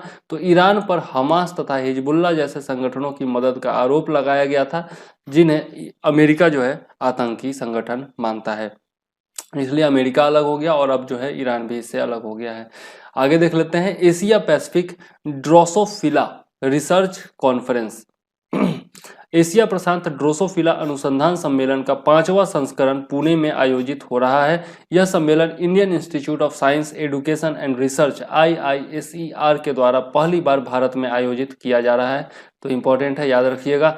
इससे पहले APDRC के 4 सम्मेलन ताइपे यानी कि ताइवान में, सियोल, बीजिंग और ओसाका में आयोजित किए गए थे। APDRC के बारे में देख लेते हैं। तो यह एक द्विवार्षिक सम्मेलन है जिसका उद्देश्य एशिया प्रशांत क्षेत्र के ड्रोसोफिला शोधकर्ताओं के विचारों एवं अनुसंधान के विश्व एवं अनेक अनुसंधानकर्ताओं से साझा करना है। मतलब कि जो भी अनुसंधान ड्रोसोफिला के क्षेत्र में होते हैं उनको विश्व के अन्य अनुसंधानकर्ताओं के साथ साझा करना इसका उद्देश्य है। ड्रोसोफिला के बारे में देख लेते हैं। तो यह ड्रोसोफिलिडाई परिवार से संबंधित है। मक्खियों की एक प्रजाति है जिन्हें अक्सर स्मॉल फ्रूट फ्लाइज या पोमेस फ्लाइज, विनेगर फ्लाइज या वाइन फ्लाइज कहा जाता है, जो अधिक पके हुए या सड़े हुए फलों पर मंडराते हैं। ये पिछले 100 वर्षों में दुनिया भर में जैविक अनुसंधान हेतु सबसे व्यापक रूप से इस्तेमाल किए जाने वाले पसंदीदा मॉडल प्रजातियों में शामिल हैं। जीव विज्ञान में कई खोजों के लिए इनका उपयोग किया गया है। इनका जीनोम पूर्णतया अनुक्रमित है और इसकी जैव रसायन, शरीर क्रिया विज्ञान और व्यवहार के बारे में काफी जानकारी उपलब्ध है। ठीक है, नेक्स्ट पॉइंट है हमारा यांगत्ची में पाई जाने वाली चीनी पैडल फिश विलुप्त घोषित की गई है, याद रखिएगा। या आगे देख लेते हैं। यह एशिया की सबसे लंबी नदी यांगत्ची की मूल निवासी है। तो सबसे पहले तो यही याद रखिएगा कि एशिया की सबसे लंबी नदी कौन है? यांगत्ची है। यह दुनिया की सबसे बड़ी मीठे पानी की प्रजातियों में से एक है। 2003 में इस मछली की आखिरी प्रजाति की पुष्टि की गई थी और अब चीनी वैज्ञानिकों ने इसे विलुप्त घोषित कर दिया है। इस प्रजाति को क्रियात्मक रूप से यानी कि फंक्शनली विलुप्त माना गया है क्योंकि 1993 के बाद से इस प्रजाति का कोई प्रजनन जोड़ा मतलब कि ब्रीडिंग पेयर नहीं पाया गया है। इससे पहले 2 प्रमुख यांगची प्रजातियों को विलुप्त घोषित किया जा चुका है। पहला है आपका बाईजी जो कि यांगची नदी डॉल्फिन के नाम से जाना जाता है, इसको 2006 में आपका विलुप्त घोषित किया गया था। और दूसरा है आपका रिव्स सैड जो कि मछली है, 2015 में इसको भी विलुप्त घोषित किया गया था। ठीक है, आगे देख लेते हैं उजाला योजना के बारे में। तो उजाला का फुल फॉर्म है Unnat Jyoti by affordable LEDs for all. ठीक है, याद रखिएगा। केंद्र सरकार की जीरो सब्सिडी उजाला योजना तथा LED street lighting national programme योजना के 5 वर्ष हाल ही में पूर्ण हुए हैं। योजना का प्रदर्शन के बारे में देख लेते हैं। तो एसएलएनपी पहल के तहत 5 सालों में 1.03 crore smart LED street light लगाए गए हैं, जिसमें इससे ग्रीन हाउस गैस उत्सर्जन में 4.8 मिलियन टन की कमी आई है और 13,000 रोजगार सृजित हुए हैं। ठीक है, उजाला योजना के तहत अब तक 36.13 करोड़ एलईडी बल्ब वितरित किए गए हैं। इससे प्रति वर्ष ग्रीन हाउस और गैस उत्सर्जन में आपका 38 मिलियन टन की कमी आई है। उजाला तथा एसएलएनपी योजनाओं का कार्यान्वयन एनर्जी एफिशिएंसी सर्विसेज लिमिटेड के द्वारा किया जा रहा है, ईईएसएल के द्वारा किया जा रहा है। इंपॉर्टेंट है, वीबीआई है, याद रखिएगा। आगे देख लेते हैं प्रोजेक्ट नेत्रा के बारे में। तो अंतरिक्ष पिंडों को ट्रैक करने के लिए प्रोजेक्ट नेत्रा के तहत ऑप्टिकल दूरदर्शी सुविधा स्थापित करने हेतु इसरो ने इंडियन इंस्टीट्यूट ऑफ एस्ट्रोफिजिक्स के साथ समझौता किया है। Network for space object tracking and analysis, Netra का फुल फॉर्म है network for space object tracking and analysis. इस प्रोजेक्ट के तहत इसरो अनेक अवलोकन सुविधाओं यानी कि रडार, दूरबीन, डाटा प्रोसेसिंग इकाइयों तथा नियंत्रण केंद्र को आपस में जोड़ने की योजना बना रहा है। इससे लगभग 2000 किलोमीटर की अंतरिक्ष कक्षा में 3400 किलोमीटर रेंज तक 10 सेंटीमीटर तक के छोटे पिंडों को भी स्पॉट, ट्रैक या कैटलॉग किया जा सकता है। जरूरत क्या है इसकी, तो देख लेते हैं। वर्तमान में भारत के 15 सक्रिय दूरसंचार उपग्रह जो हैं वह 36,000 किलोमीटर दूर जियो स्टेशनरी कक्षा में यानी कि भू स्थिर कक्षा में है। 13 रिमोट सेंसिंग उपग्रह 2000 किलोमीटर दूर लोअर अर्थ ऑर्बिट में है तथा 8 नेविगेशन उपग्रह मध्यवर्ती पृथ्वी कक्षा में स्थापित हैं, जिनकी सुरक्षा हेतु प्रोजेक्ट नेत्रा की काफी जरूरत है। ऐसा माना जाता है कि लगभग 7500 टन का अंतरिक्ष कचरा पृथ्वी के विभिन्न कक्षाओं में चक्कर लगा रहा है, जो अंतरिक्ष यानों, उपग्रहों इत्यादि को बर्बाद कर सकता है। अतः उन पर नजर रखना काफी जरूरी है। ठीक है, नेक्स्ट देख लेते हैं वनीकरण, एफॉरेस्टेशन की मियावाकी पद्धति के बारे में। तो केरल सरकार ने सरकारी कार्यालय परिसरों, आपका आवासीय परिसरों, स्कूल परिसरों इत्यादि में वनीकरण हेतु जापानी मियावाकी पद्धति अपनाने का विचार किया है। इससे पहले तेलंगाना सरकार भी मियावाकी पद्धति की तर्ज पर तेलंगानाकू हरिताहरम योजना ला चुकी है, जिसका उद्देश्य शहरी क्षेत्रों में वृक्षारोपण को बढ़ावा देना है। मियावाकी पद्धति के बारे में देख लेते हैं। तो जापानी वनस्पति वैज्ञानिक अकीरा मियावाकी इसके प्रणेता है। यह बहुत इंपॉर्टेंट है, याद रखिएगा। इस योजना ने घरों या मकानों के आगे एवं पीछे खाली पड़े स्थानों को छोटे बागानों में बदलकर शहरी वनीकरण की अवधारणा में क्रांति ला दी है। इस पद्धति में देसी प्रजातियों के पौधे एक दूसरे के समीप लगाए जाते हैं, जो कम स्थान घेरने के साथ ही अन्य पौधों की वृद्धि में भी सहायक होते हैं। सघनता की वजह से ये पौधे सूर्य की रोशनी को धरती पर आने से रोकते हैं, जिससे खरपतवार नहीं उगते। 3 वर्षों के पश्चात इन पौधों की देखभाल की भी आवश्यकता नहीं होती है। पौधों की वृद्धि 10 गुना तेजी से होता है। परिणाम स्वरूप वृक्षावरण सामान्य स्थिति से 30 गुना अधिक सघन होता है। जंगलों के पारंपरिक विधि से उगने में 200 से 300 वर्षों का समय लगता है, जबकि मियावाकी पद्धति से मात्र 20 से 30 वर्षों में ही सघन जंगल उगाए जा सकते हैं। तो यह इसकी विशेषता है। आगे देख लेते हैं बीवी का मकबरा के बारे में, जो कि औरंगाबाद महाराष्ट्र में स्थित है। यह 1660 में मुगल सम्राट औरंगजेब के द्वारा अपनी प्रथम और मुख्य पत्नी दिलरास बानो बेगम की याद में बनाया गया था। इंपॉर्टेंट है, याद रखिएगा। ठीक है, इसे औरंगजेब की वैवाहिक निष्ठा यानी कि कंज्यूगल फेडिलिटी का प्रतीक माना जाता है। ताजमहल की संरचना से समानता के कारण इसे डेक्कन का ताज भी माना जाता है। तो यह भी इंपॉर्टेंट पॉइंट है, याद रखिएगा। नेक्स्ट पॉइंट है हमारा खारे पानी के मगरमच्छों पर भीतरकनिका की जनगणना। भीतरकनिका गणना के अनुसार पिछले वर्ष की तुलना में 15 खारे पानी के मगरमच्छ बढ़े हैं। साल्ट वाटर क्रोकोडाइल जिनको कहा जाता है। अब पार्क में कुल 1757 मगरमच्छ हो गए हैं। मगरमच्छों की 3 प्रमुख प्रजातियां होती हैं। पहला है आपका मगर। इन्हें भारतीय या मार्स मगरमच्छ कहा जाता है, जो संपूर्ण भारतीय उपमहाद्वीप में पाए जाते हैं और इनको जो है IUCN रेड लिस्ट में वल्नरेबल यानी कि संवेदनशील वर्ग में रखा गया है। मगर साफ पानी की प्रजाति है जो झीलों, नदियों तथा दलदलों में पाए जाते हैं। दूसरा प्रजाति है घड़ियाल। ये मछली खाने वाले मगरमच्छ हैं जो भारतीय उपमहाद्वीप की स्थानीय प्रजाति है। IUCN रेड लिस्ट में इनको जो है गंभीर रूप से संकटग्रस्त यानी कि क्रिटिकली एंडेंजर्ड ग्रुप में रखा गया है। छोटी संख्या में यह प्रजाति राष्ट्रीय चंबल अभयारण्य, सोन नदी अभयारण्य, कतरनिया घाट वन्यजीव अभयारण्य तथा ओडिशा के सतकोसिया जॉर्ज अभयारण्य के वर्षा वनों में पाए जाते हैं। खारे पानी के मगरमच्छ तीसरी प्रजाति है। ये सभी जीवित सरीसृपों से बड़े होते हैं। ये भारत के संपूर्ण पूर्वी तटों पर पाए जाते हैं और IUCN रेड लिस्ट में लीस्ट कंसर्न यानी कि कम चिंताजनक वर्ग में शामिल है। ठीक है, तो यह तीनों जो है याद रखिएगा, इंपॉर्टेंट है, खास करके IUCN स्थिति जो है जरूर याद रखिएगा।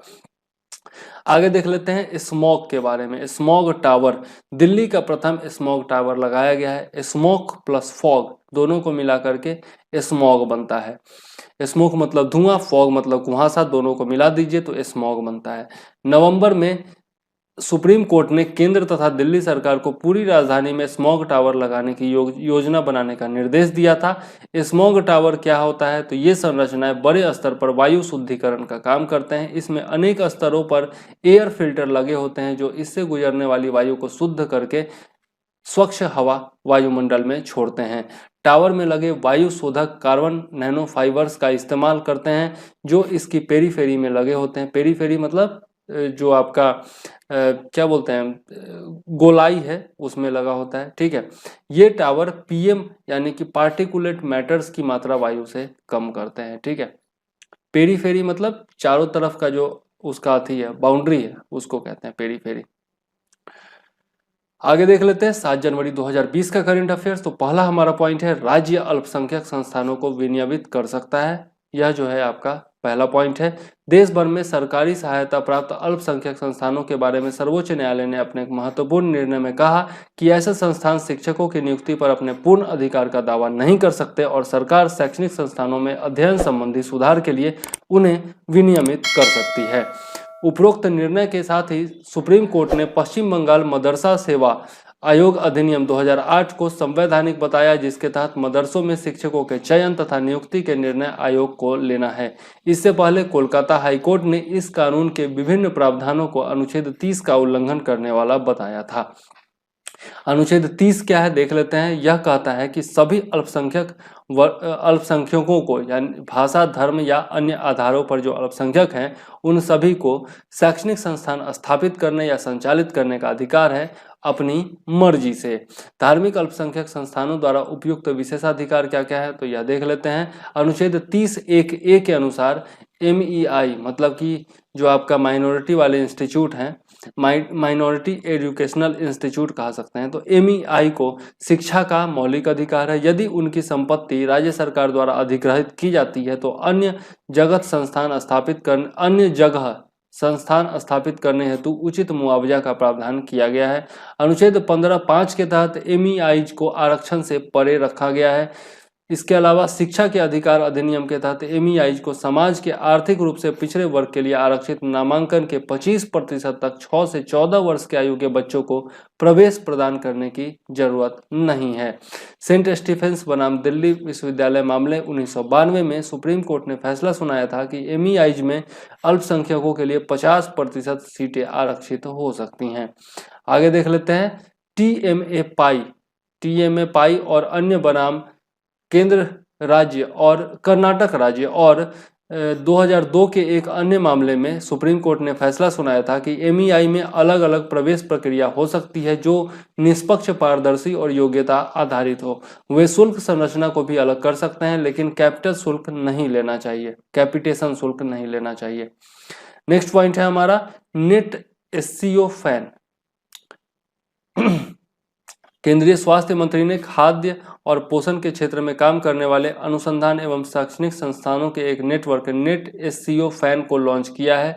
नेट SCO फैन के बारे में देख लेते हैं। तो यह इसके तहत विभिन्न क्षेत्रों में काम करने वाले संस्थानों के 3 समूह शामिल किए गए हैं: biological, chemical, nutrition and labelling. ठीक है, food of animal origin, food of plant origin, water and beverages, food testing and safer and sustainable packaging. ठीक है, तो ये सब जो है इस 8 समूह जो है वो शामिल किए गए, सॉरी 3 मैंने बोल दिया था, 8 समूह टोटल शामिल किए गए हैं। पहला है बायोलॉजिकल, दूसरा है केमिकल, तीसरा है न्यूट्रिशन एंड लेबलिंग, चौथा है फूड ऑफ एनिमल ओरिजिन, पांचवा है फूड ऑफ प्लांट ओरिजिन, छठा है आपका वाटर एंड बेवरेजेज, सातवां है food testing and safer and आठवां है आपका सेफर एंड सस्टेनेबल पैकेजिंग। ठीक है, तो ये 8 क्षेत्र इसमें शामिल किए गए हैं। एफएसएसएआई ने 8 नोडल एफएसएसआई ने 8 नोडल एजेंसियों की पहचान की है जो एक रेडी रिकॉनर विकसित करेंगे जो सभी अनुसंधान कार्यों, विशेषज्ञों तथा संस्थाओं की इन्वेंटरी होगा तथा शोध सर्वेक्षण तथा अन्य संबंधित कार्यों के लिए सुविधाएं मुहैया कराएगा। जोखिम मूल्यांकन हेतु खाद्य सुरक्षा से जुड़े मुद्दों पर यह कमियों की पहचान कर विकासात्मक डाटाबेस भी निर्मित करेगा। नेक्स्ट पॉइंट देख लेते हैं Indian data relay satellite system के बारे में। तो अंतरिक्ष में भारत की परिसंपत्तियों के बीच संचार स्थापित करने तथा पृथ्वी की निम्न कक्षा में भारतीय उपग्रहों को ट्रैक करने के लिए यह भारतीय उपग्रहों की एक नई श्रृंखला होगी। IDRSS के बारे में देख लेते हैं, Indian data relay satellite system के बारे में। तो यह उपग्रहों की एक श्रृंखला है जो भारतीय उपग्रहों को ट्रैक करके उनसे सूचनाओं का आदान प्रदान करेगा। 2000 किलोग्राम वर्ग के IDRSS उपग्रहों को GSLV लॉन्चर के जरिए 36,000 किलोमीटर दूर जियो स्टेशनरी कक्षा में स्थापित किया जाएगा। जियो स्टेशनरी अर्थ ऑर्बिट में स्थित एक उपग्रह पृथ्वी के 1/3 भाग का अवलोकन कर सकता है, अतः ऐसे 3 उपग्रह संपूर्ण पृथ्वी को कवर कर सकते हैं। महत्व देख लेते हैं, तो इसरो की भविष्य की योजनाओं जैसे कि स्पेस डॉकिंग, स्पेस स्टेशन तथा चंद्रमा, मंगल एवं शुक्र ग्रह के सुदूर क्षेत्रों में उद्गरण अभियानों के लिए IDRSS काफी महत्वपूर्ण है। विभिन्न अभियानों की लॉन्चिंग को मॉनिटर करने में भी इसकी सहायता ली जा सकती है। गगनयान के जरिए अंतरिक्ष में भेजे जाने वाले भारतीय IDRSS के जरिए नियंत्रण केंद्र से संपर्क में रह सकेंगे और संपूर्ण यात्रा अपनी सुरक्षा पूर्वक कर सकेंगे। ठीक है, नेक्स्ट पॉइंट है हमारा national disaster response fund NDRF। केंद्र ने 7 राज्यों के लिए NDRF से 5908 करोड़ रुपए बाढ़ राहत पैकेज जारी किया है। कौन कौन से राज्य हैं, तो उत्तर प्रदेश, कर्नाटक, त्रिपुरा, असम, महाराष्ट्र, मध्य प्रदेश तथा हिमाचल प्रदेश। NDRF के बारे में देख लेते हैं, तो आपदा प्रबंधन अधिनियम 2005 के क्रियान्वयन हेतु बनाए गए national calamity contingency fund, national calamity contingency fund NCCF का ही नया नाम NDRF है, जो कि धारा 46 में परिभाषित है। आपदा स्थिति में राहत, बचाव एवं पुनर्वासन हेतु यह कोष भारत सरकार द्वारा प्रबंधित किया जाता है। राज्य आपदा कोषों को भी इस NDRF से त्वरित सहायता दी जाती है। NDRF की प्रमुख विशेषताएं देख लेते हैं, तो कर रहित रिजर्व कोष के तहत भारत सरकार के पब्लिक अकाउंट्स में यह स्थापित किया गया है। मॉनिटरिंग देख लेते हैं, कर रहित कहने का मतलब इसमें कोई भी टैक्स नहीं लगता है। मॉनिटरिंग के बारे में देख लेते हैं, तो सूखा, मूसलाधार बारिश, कीटों का हमला तथा बर्फबारी या कोल्ड वेव के मामले में कृषि मंत्रालय द्वारा तथा अन्य प्राकृतिक आपदाओं की मॉनिटरिंग गृह मंत्रालय करता है। तो यह इंपॉर्टेंट है, याद रखिएगा किस मामले में कौन सा मंत्रालय इसकी मॉनिटरिंग करता है। Controller and auditor general of India CAG NDRF के खातों की ऑडिट करता है, यह भी इंपॉर्टेंट है, याद रखिएगा। उपयोग के बारे में देख लेते हैं, तो NDRF खाते से सभी राशि जो है वह केवल आपात प्रक्रिया, राहत या पुनर्वास हेतु खर्च की जा सकती है। आपदाओं या विपत्तियों को कम करने या जोखिम कम करने संबंधी खर्च हेतु अलग नेशनल डिजास्टर मिटिगेशन फंड है। NDRF के वित्तीयन हेतु स्रोत के कौन कौन से हैं, तो देख लेते हैं। कुछ वस्तुओं पर कर लगाकर एक्साइज तथा कस्टम ड्यूटी एवं प्रतिवर्ष फिनांस बिल में प्रावधान पारित कर NDRF के लिए धन की व्यवस्था की जाती है। इसके अलावा बजट यानी कि आम बजट जो होता है उसमें भी NDRF के लिए प्रावधान होते हैं। वर्तमान में एक नेशनल कैलामिटी कंटिंजेंसी ड्यूटी लगाई जाती है तथा बजटीय सहायता भी उपलब्ध कराई जाती है। आपदा प्रबंधन अधिनियम के प्रावधान के अनुसार आम नागरिक तथा संस्थान भी NDRF में योगदान दे सकते हैं। जैसे देखते होंगे केरल में जब बाढ़ आया था तब हम लोगों ने योगदान दिया था। कोरोना काल में भी जो है आपका बहुत सारा योगदान लोगों ने दिया है। ठीक है, आगे देख लेते हैं। जो कुटपुई मिजो जनजातियों की एकता हेतु मिजोरम सरकार वैश्विक रूप से यह त्योहार मना रही है। प्रथम उत्सव जो है वो वांगमन शहर में मनाया जाएगा, मिजो हब टाउन जिसको कहा जाता है। ठीक है, तो यह इंपॉर्टेंट है। जो कुटपुई त्योहार जो है वह मिजोरम में मनाया जा रहा है, याद रखिएगा। नेक्स्ट देख लेते हैं ग्रेट इंडियन बस्टर्ड के बारे में। अक्सर इसके बारे में प्रश्न पूछा जाता है। तो IUCN स्टेटस जो है इसका क्रिटिकली इंडेंजर्ड है। ये गुजरात, महाराष्ट्र, कर्नाटक तथा आंध्र प्रदेश में पाए जाते हैं। भारतीय वन्य जीव संरक्षण अधिनियम 1972 के तहत सूची 1 में शामिल है और साइट्स तथा CMS कन्वेंशन के तहत अपेंडिक्स 1 में शामिल है।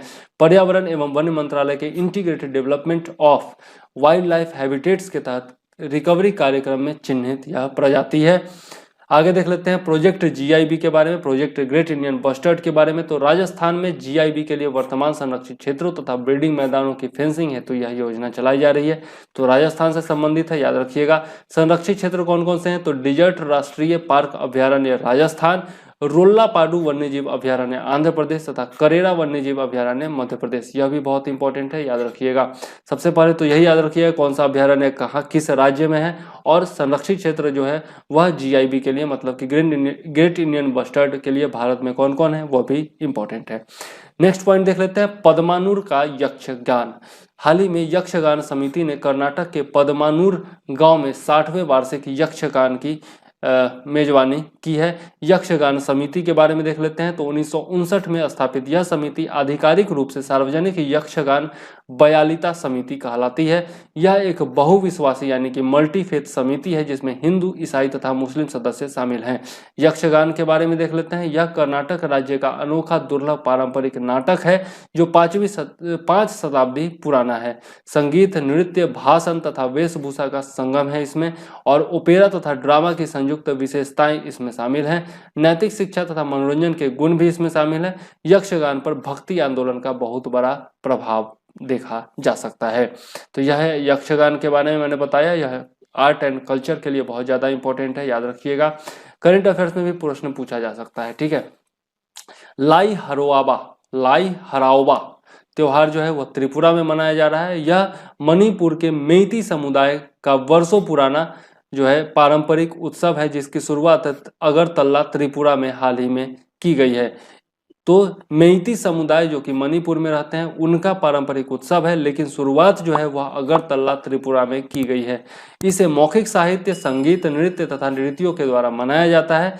लाई हरोवा उत्सव के बारे में देख लेते हैं। यह मणिपुर में अब भी मनाया जाता है जिसकी जड़ें पूर्वी वैष्णव काल से जुड़ी हुई हैं। इसका शाब्दिक अर्थ है merry making of the gods, मतलब कि देवताओं का जो है इसमें विवाह कराया जाता है। इसमें माईबाज और माईबीज मतलब पुजारी तथा पुजारन विश्व के निर्माण की थीम को प्रदर्शित करते हैं। यह गर्मी के मौसम कालिन था जिसको कहा जाता है कालिन था उसमें मनाया जाता है, और गर्मी के मौसम को मणिपुरी में कालिन था कहा जाता है।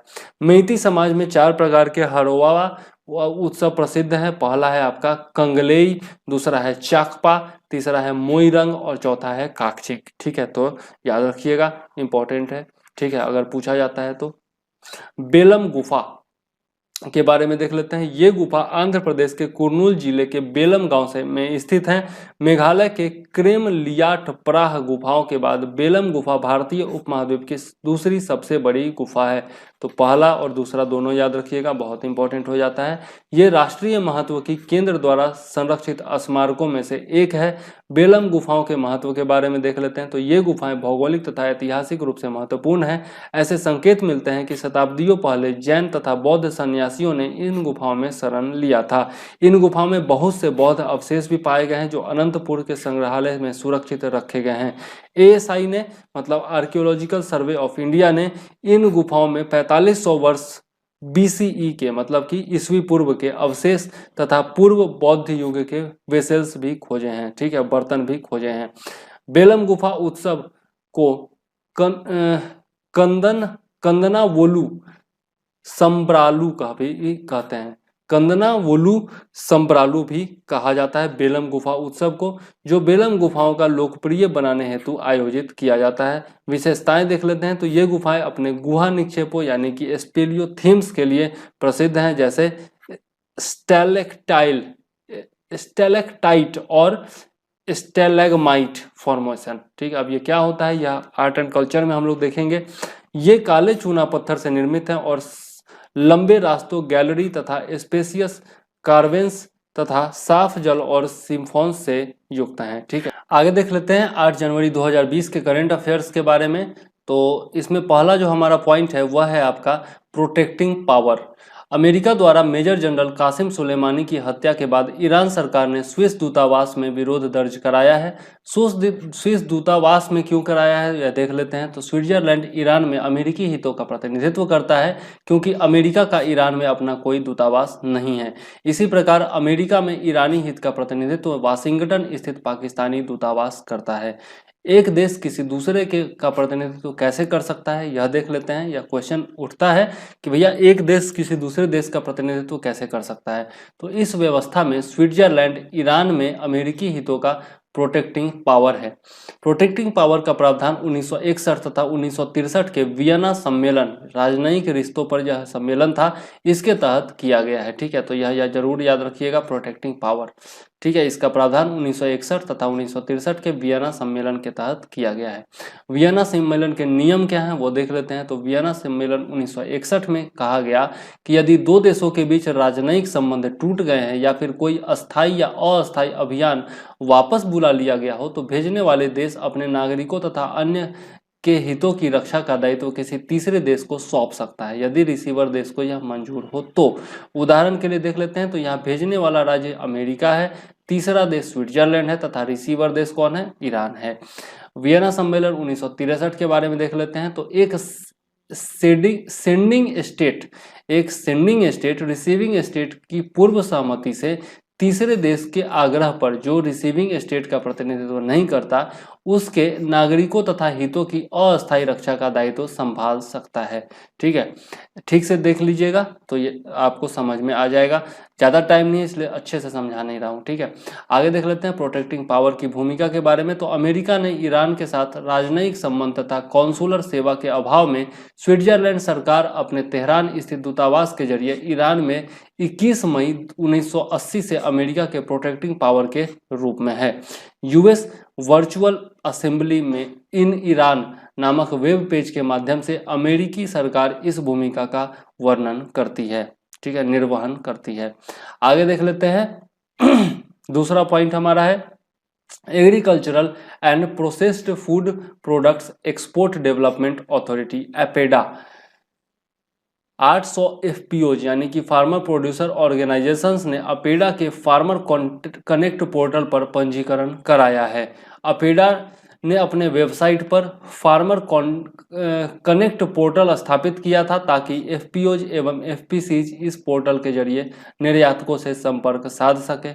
अपेडा के बारे में देख लेते हैं। तो अपेडा अधिनियम 1985 के तहत इसे स्थापित किया गया था। अपेडा ने PFEPC the processed food export promotion council का स्थान लिया था। ठीक है, आगे देख लेते हैं वाणिज्य तथा उद्योग मंत्रालय के तहत अपेडा भारत से कृषि एवं प्रसंस्कृत खाद्य उत्पादों के निर्यात को बढ़ावा देता है। तो यह किस मंत्रालय के अधीन है, यह इंपॉर्टेंट बनता है, याद रखिएगा। अपेडा के तहत निर्यात हेतु अनुसूचित उत्पाद कौन कौन से हैं तो देख लेते हैं।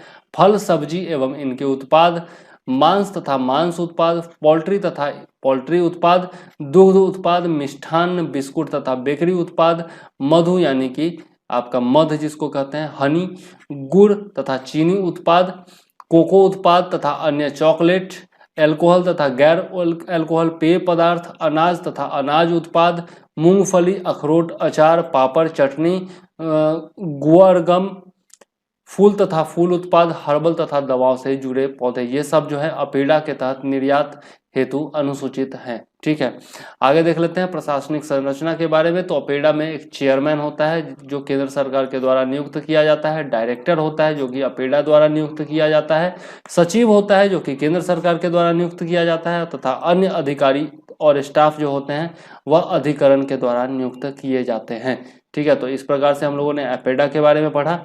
आगे देख लेते हैं स्मॉल फाइनेंस बैंक्स के बारे में। SFB इसको कहा जाता है। तो रिजर्व बैंक ऑफ इंडिया ने सहारनपुर स्थित शिवालिक मर्चेंटाइल कोऑपरेटिव बैंक को SFB में बदलने की सैद्धांतिक मंजूरी दे दी है। इंपॉर्टेंट है, याद रखिएगा। यह प्रथम बैंक है जो इस प्रकार SFB में बदला जाएगा, इसलिए और ज़्यादा इंपॉर्टेंट हो जाता है। 18 माह में सभी अनिवार्य शर्त पूरी कर लेने के बाद SFB स्मॉल फाइनेंस बैंक का फाइनल लाइसेंस आरबीआई से मिल जाएगा। बैंकिंग रेगुलेशन एक्ट 1949 की धारा 22(1) के तहत आरबीआई किसी भी बैंक से जुड़े संस्थान को एसएफबी का लाइसेंस देती है। यह भी इंपॉर्टेंट है, याद रखिएगा। नेक्स्ट पॉइंट है साइंटिफिक सोशल रिस्पॉन्सिबिलिटी पॉलिसी। केंद्र सरकार ने वैज्ञानिक सामाजिक उत्तरदायित्व नीति के निर्माण के अंतिम चरण में है। भारत यह नीति लागू करने वाला संभवतः विश्व का प्रथम देश होगा। विज्ञान को समाज से जोड़ने, वैज्ञानिक गतिविधियों को बढ़ावा देने हेतु विज्ञान एवं प्रौद्योगिकी आधारित संस्थानों एवं वैज्ञानिकों को प्रोत्साहित करने के लिए यह कदम उठाया जा रहा है। एसएसआर की परिभाषा देख लेते हैं। सोशल मतलब साइंटिस्ट सोशल रिस्पॉन्सिबिलिटी की, तो विज्ञान एवं प्रौद्योगिकी के सभी क्षेत्रों में स्वेच्छा से सेवा और पारस्परिक जागरूकता की भावना के साथ समाज में व्यापक स्तर पर हितधारकों की पहुंच बढ़ाने के लिए ज्ञान श्रमिकों द्वारा अपने ज्ञान और संसाधनों का योगदान करने हेतु नैतिक दायित्व, यह जो है इसकी परिभाषा है। याद रखना जरूरी नहीं है, ठीक है। मेंस में पूछा जाता है तो उसमें लिख सकते हैं, वैसे पीटी के लिए याद रखने की जरूरत नहीं है, ठीक है। आगे देख लेते हैं क्रियान्वयन के बारे में। तो विज्ञान एवं प्रौद्योगिकी विभाग में एक केंद्रीय एजेंसी का गठन किया जाएगा तथा अन्य मंत्रालयों को भी स्वयं की योजना बनाने के लिए प्रोत्साहित किया जाएगा। एक राष्ट्रीय पोर्टल भी विकसित किया जाएगा जो कार्यान्वयनकर्ताओं तथा एसएसआर की गतिविधियों के रिपोर्टिंग हेतु एक मंच का कार्य करेगा। प्रस्तावित नीति के तहत समाज में वैज्ञानिक ज्ञान के आदान प्रदान के लिए वैज्ञानिकों तथा ज्ञान कार्यकर्ताओं को व्यक्तिगत स्तर पर प्रति वर्ष न्यूनतम 10 दिन एसएसआर हेतु समर्पित करने होंगे। तो यह याद रखिएगा, न्यूनतम 10 दिन जो है समर्पित करना होगा। नेक्स्ट देख लेते हैं जस कोजेंस के बारे में। जस कोजेंस, अमेरिका ने ईरान के ऐतिहासिक स्थलों पर हमले की धमकी दी है। यह जस कोजेंस का उल्लंघन है। इसके अनुसार सांस्कृतिक स्थलों पर हमला करना वार क्राइम के समान है।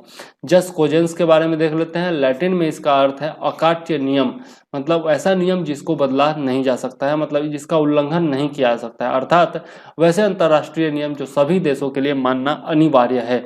ये नियम लॉ ऑफ ट्रीटीज 1969 तथा 1986 के वियना सम्मेलन के तहत बनाए गए थे। तो यह इंपॉर्टेंट है, याद रखिएगा। जो संधि इन नियमों को तोड़ेगी वह अमान्य होगी। संधियों के अलावा एकल घोषणा पत्रों के लिए भी ये नियम अनिवार्य हैं। अब तक जस कोजेंस की कोई आधिकारिक सूची नहीं है, परंतु दासता, नरसंहार, नस्लीय विभेद, टॉर्चर तथा सेल्फ डिस्क्रिमिनेशन, रंग भेद को इन नियमों के तहत रखा गया है। रोमन काल से ही अधिकतर देश इन नियमों को मानते आए हैं तथा कोई संधि इन नियमों का उल्लंघन नहीं कर सकती है। तो जस कोजेंस याद रखिएगा। नेक्स्ट है हमारा एनएसई नॉलेज हब। तो केंद्रीय वाणिज्य मंत्रालय ने इसका उद्घाटन किया है, एनएसई नॉलेज हब का। एनएसई नॉलेज हब कृत्रिम बुद्धिमत्ता मतलब कि एआई आर्टिफिशियल इंटेलिजेंस आधारित लर्निंग इकोसिस्टम है। इसे एनएसई यानी कि नेशनल स्टॉक एक्सचेंज एकेडमी ने विकसित किया है, जो एनएसई के पूर्ण स्वामित्व वाला सहयोगी संस्थान है। यह मंच बैंकिंग, वित्तीय सुरक्षा तथा बीमा सेक्टर को अपने कर्मचारियों के कौशल विकास करने में सहायता करेगा। एनएसई जो है वह मुंबई में स्थित है, 1992 में स्थापित किया गया था। आगे देख लेते हैं सारस MK2 के बारे में। तो भारत का पहला बहुउद्देशीय नागरिक विमान है। नेशनल एरोस्पेस लेबोरेटरी के द्वारा इसे विकसित किया गया है। तो पहला है इसलिए इम्पोर्टेंट है, याद रखिएगा, ठीक है। बिल्कुल भी ध्यान से हटाइएगा मत। आगे देख लेते हैं प्रोजेक्ट की शुरुआत जो है 1991 में की गई थी। 2004 में पहला प्रोटोटाइप तैयार किया गया था। 2009 में विमान दुर्घटना के कारण स्थगित कर दिया गया था, लेकिन 2017 में पुनः शुरू किया गया था। तो अद्यतन मतलब कि लेटेस्ट जो सारस PT-1N की पहली परीक्षण उड़ान 2018 में पूर्ण हुई थी। और इसकी विशेषताएं क्या है, तो यह जो है लाइट ट्रांसपोर्ट एयरक्राफ्ट है। दिन और रात में अभियान संचालित करने में सक्षम है, दिन और रात दोनों में उड़ सकता है। सुदूर इलाकों में नागरिक तथा बोझ मतलब कि इंसान को भी ले जा सकता है और माल को भी ले जा सकता है, ठीक है। आगे देख लेते हैं। तो ग्रास रनवे या अधूरे तैयार एयरफील्ड से भी टेक ऑफ कर सकता है। 425 किलोमीटर प्रति आवर की गति से लगातार 5 घंटे उड़ान भर सकता है, ठीक है। यह इसके कुछ विशेषताएं हैं। अब देख लेते हैं नेशनल एरोस्पेस लेबोरेटरी के बारे में। तो देश में नागरिक क्षेत्र की पहली एकमात्र सरकारी एरोस्पेस प्रयोगशाला है, ठीक है। तो इसलिए बहुत ज़्यादा इंपॉर्टेंट है। 1959 में दिल्ली में council of scientific and industrial research CSIR द्वारा स्थापित किया गया था, जिसका मुख्यालय 1960 में बेंगलोर स्थानांतरित कर दिया गया था। ठीक है, नेक्स्ट पॉइंट हमारा है केन्या का लामू क्षेत्र। तो अल शबाब समूह जो सोमालिया का समूह है द्वारा केन्या के तटीय लामू क्षेत्र में अमेरिकी सैन्य बेस पर हमला किया गया है। केन्या के पूर्वी तट पर स्थित लामू द्वीप सबसे पुराने और संरक्षित क्षेत्रों में से एक है, जो पूर्वी अफ्रीकी तट पर स्वाहिली शहरों में है। यह कोरल पत्थरों तथा मैंग्रोव टिम्बर पर आधारित है। यूनेस्को के विश्व विरासत स्थलों में यह शामिल है। ठीक है, आगे देख लेते हैं 9 जनवरी का करंट अफेयर्स। तो telcos seek open court hearing on AGR के बारे में देख लेते हैं। भारतीय एयरटेल तथा वोडाफोन आइडिया सहित दूरसंचार कंपनियों ने सुप्रीम कोर्ट के एक फैसले के खिलाफ पुनर्विचार याचिका की खुले कोर्ट में सुनवाई की मांग की है, जिसमें सुप्रीम कोर्ट ने 1.47 लाख करोड़ पुराने बकाये की रिकवरी के पक्ष में फैसला सुनाया है। मुद्दा क्या है देख लेते हैं। पिछले वर्ष 24 अक्टूबर को दूरसंचार सेवा प्रदाताओं को बड़ा झटका देते हुए सुप्रीम कोर्ट ने डिपार्टमेंट ऑफ टेलीकॉम्स के द्वारा दूरसंचार कंपनियों से 92,000 करोड़ का एजीआर वसूले जाने के कदम को बरकरार रखा है। न्यायालय ने सरकार द्वारा एजीआर के गठन यानी कि फॉर्मुलेशन पर दूरसंचार सेवा प्रदाताओं के विरोध को खारिज कर दिया है। एजीआर क्या होता है तो देख लेते हैं। यह डिपार्टमेंट ऑफ टेलीकम्युनिकेशन द्वारा दूरसंचार कंपनियों से लिया जाने वाला एक शुल्क है, जो कि स्पेक्ट्रम के इस्तेमाल और लाइसेंसिंग के लिए लिया जाता है। यह स्पेक्ट्रम इस्तेमाल शुल्क तथा लाइसेंसिंग शुल्क में विभाजित है, जो क्रमशः 3 से 5% तथा 8% आंका गया है। यह इंपॉर्टेंट है, याद रखिएगा। कोर्ट ने डिपार्टमेंट ऑफ टेलीकम्युनिकेशन का कदम क्यों बरकरार रखा है और न्यायालय का क्या अवलोकन था, यह देख लेते हैं। तो दूरसंचार कंपनियों ने रेवेन्यू शेयरिंग रिजाइम के जरिए सरकार के शुल्क के उदारवादी मॉडल का लाभ लंबे समय से उठा रहे हैं। सेक्टर ने 2004 से 2015 तक ग्रॉस रेवेन्यू ट्रेंड से योजना के तहत बड़ी मात्रा में लाभ कमाया है, लेकिन सेवा प्रदाताओं ने सरकार के साथ अपना वादा नहीं निभाया। आगे देख लेते हैं ब्लैक बॉक्स के बारे में। तो एक वाणिज्यिक विमान या कॉरपोरेट जेट में एक कॉकपिट वॉइस रिकॉर्डर मतलब कि सीवीआर और एक फ्लाइट डाटा रिकॉर्डर का होना जरूरी है, और इन्हीं दोनों उपकरणों को संयुक्त रूप से ब्लैक बॉक्स कहते हैं। हालांकि ये हवा में विमान की मदद नहीं करते, लेकिन विमान दुर्घटना की जांच में यह बता सकते हैं कि दुर्घटना से पहले विमान में क्या हुआ था।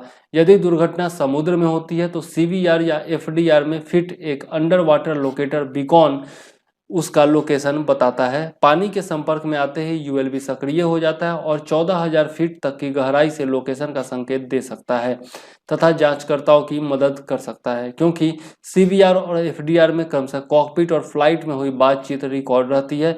ब्लैक बॉक्स जो होता है वह चमकीला नारंगी होता है। इंपॉर्टेंट है, याद रखिएगा। नेक्स्ट पॉइंट देख लेते हैं north east pipeline grid project. सरकार उत्तरी पूर्वी गैस ग्रिड के लिए 5,559 करोड़ का फंड देने वाली है। परियोजना के बारे में देख लेते हैं। तो प्रस्तावित गैस पाइपलाइन ग्रिड गुवाहाटी को बड़े उत्तर पूर्वी शहरों तथा बड़े लोड सेंटर से जोड़ती है, जो कि 1656 किलोमीटर लंबी है। इस परियोजना का कार्यान्वयन महत्वाकांक्षी ऊर्जा गंगा गैस पाइपलाइन परियोजना के तहत किया जा रहा है, तो यह याद रखिएगा जरूर है। ठीक है, उत्तर पूर्वी क्षेत्र में राज्यों की राजधानियों को जोड़ने वाला के अलावा पाइपलाइन गेल के द्वारा स्थापित बरौनी गुवाहाटी गैस पाइपलाइन के जरिए राष्ट्रीय गैस ग्रिड से भी जुड़ता है। यह पाइपलाइन उद्योगों को ईंधन की आपूर्ति के अलावा घरों में पाइप्ड कुकिंग गैस तथा ऑटोमोबाइल को सीएनजी की आपूर्ति भी करता है। कार्यान्वयन देख लेते हैं। तो इंद्रधनुष गैस ग्रिड के द्वारा कार्यान्वित किया जाएगा, जो कि सरकार के स्वामित्व वाली GAIL India, Indian oil corporation, oil and natural gas corporation, oil India limited तथा नुमालीगढ़ रिफाइनरी लिमिटेड का संयुक्त वेंचर है। इंपॉर्टेंट है, याद रखिएगा।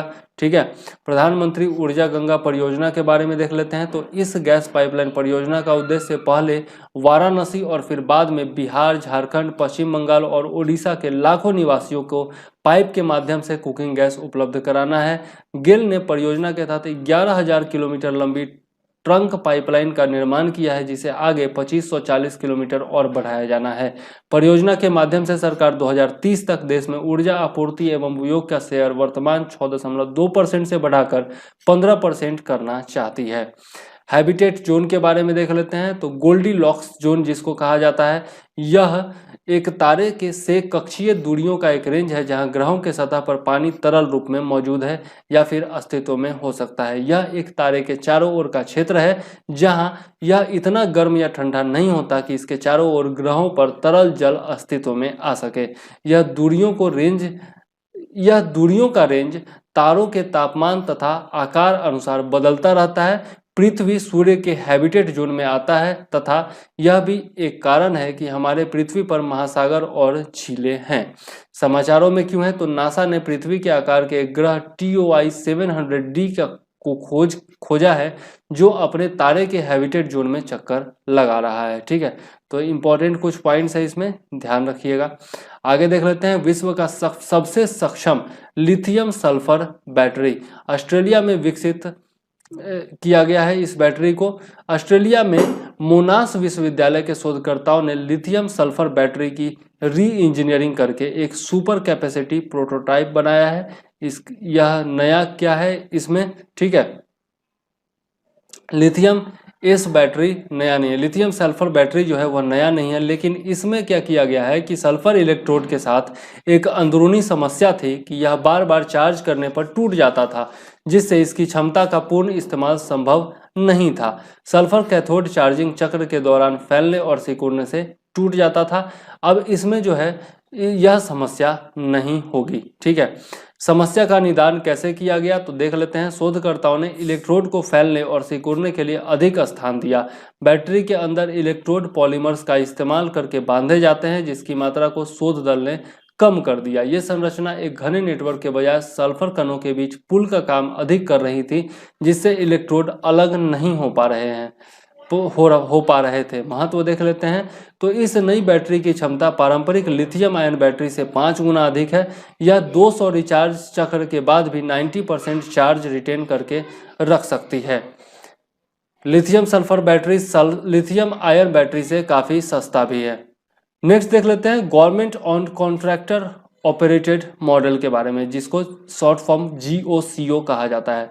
सेना ने अपने कार्यशालाओं तथा आयुध डिपो के संचालन क्षमता बढ़ाने हेतु GOCO मॉडल क्रियान्वित करने के लिए संभावित औद्योगिक साझेदारों की पहचान कर रही है।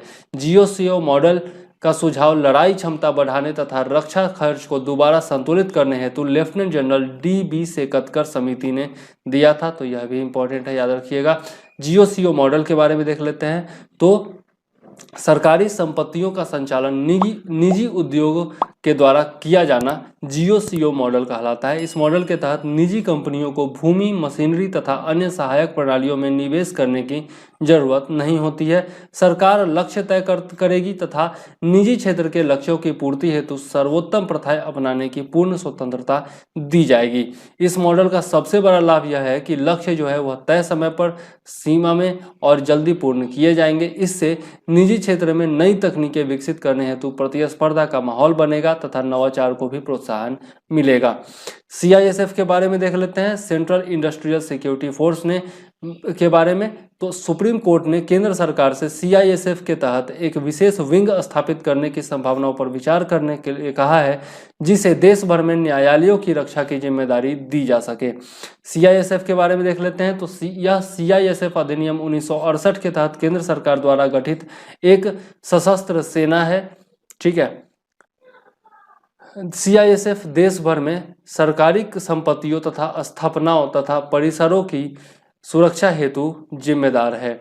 CISF कुछ निजी क्षेत्र की इकाइयों तथा दिल्ली के महत्वपूर्ण सरकारी भवनों की भी सुरक्षा उपलब्ध कराती है।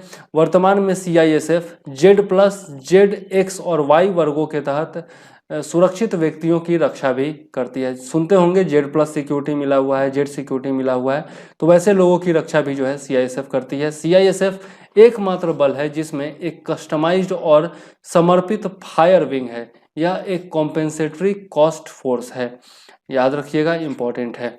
आगे देख लेते हैं एपिफैनी के बारे में। एपिफैनी उत्सव 6 जनवरी को भारत के कुछ भागों जैसे गोवा और केरल इत्यादि में एपिफैनी उत्सव मनाया गया। गोवा में इसे पुर्तगाली नाम फेस्टा डॉस रीस तथा केरल में सीरियाई नाम डेन्हा के नाम से जाना जाता है। यह क्या है देख लेते हैं। तो एपिफैनी एक पर्व है जो ईसाई मान्यता के अनुसार मागी अर्थात 3 बुद्धिमान इंसान या राजा के नवजात जीसस क्राइस्ट के जन्म से 12 वर्ष की अवस्था से मिलने का दिन है। मतलब जीसस क्राइस्ट जो है जब बच्चा थे, 12 वर्ष की अवस्था में थे, तब वो 3 मागी यानी कि 3 बुद्धिमान राजाओं से मिले थे और इसी उपलक्ष्य में जो है यह एपिफैनी उत्सव मनाया जाता है। तो मागी कौन कौन थे? तो पहला है आपका बाल्थासर अरबिया के राजा, दूसरा है मेल्चियोर जो कि पर्सिया के राजा थे, तथा गैस्पर या कैस्पर जो कि भारत के राजा थे। ठीक है, यह है ईसाई मान्यता के अनुसार।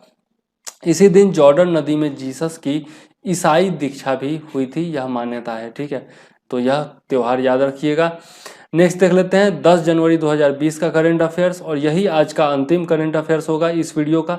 मैंने सोचा था कि एक ही वीडियो में पूरे महीने का कर दूंगा, लेकिन यह संभव नहीं है, एक साथ इतना देर के बैठना मेरे लिए संभव नहीं हो पाएगा।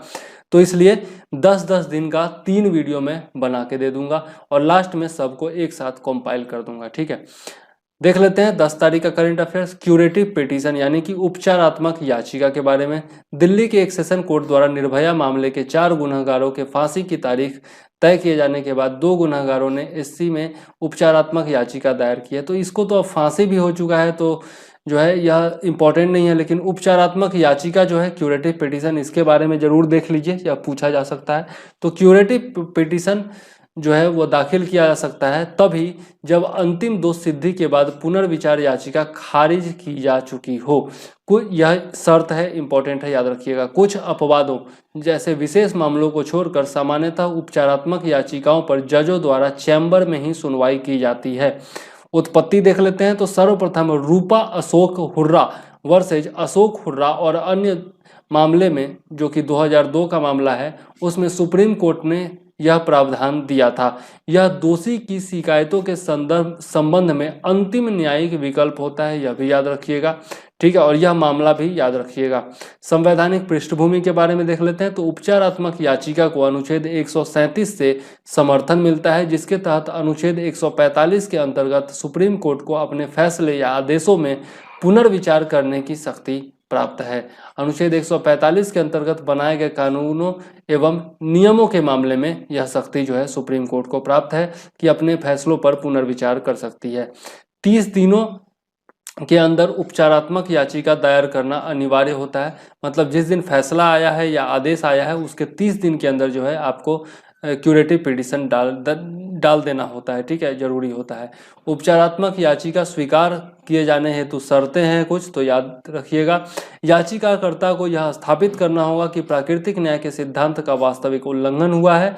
दूसरा, याचिका सुप्रीम कोर्ट के 3 सबसे वरिष्ठ जजों तथा उस बेंच के जजों को भेजनी या देनी होगी जिसने दोषी को सजा दी थी।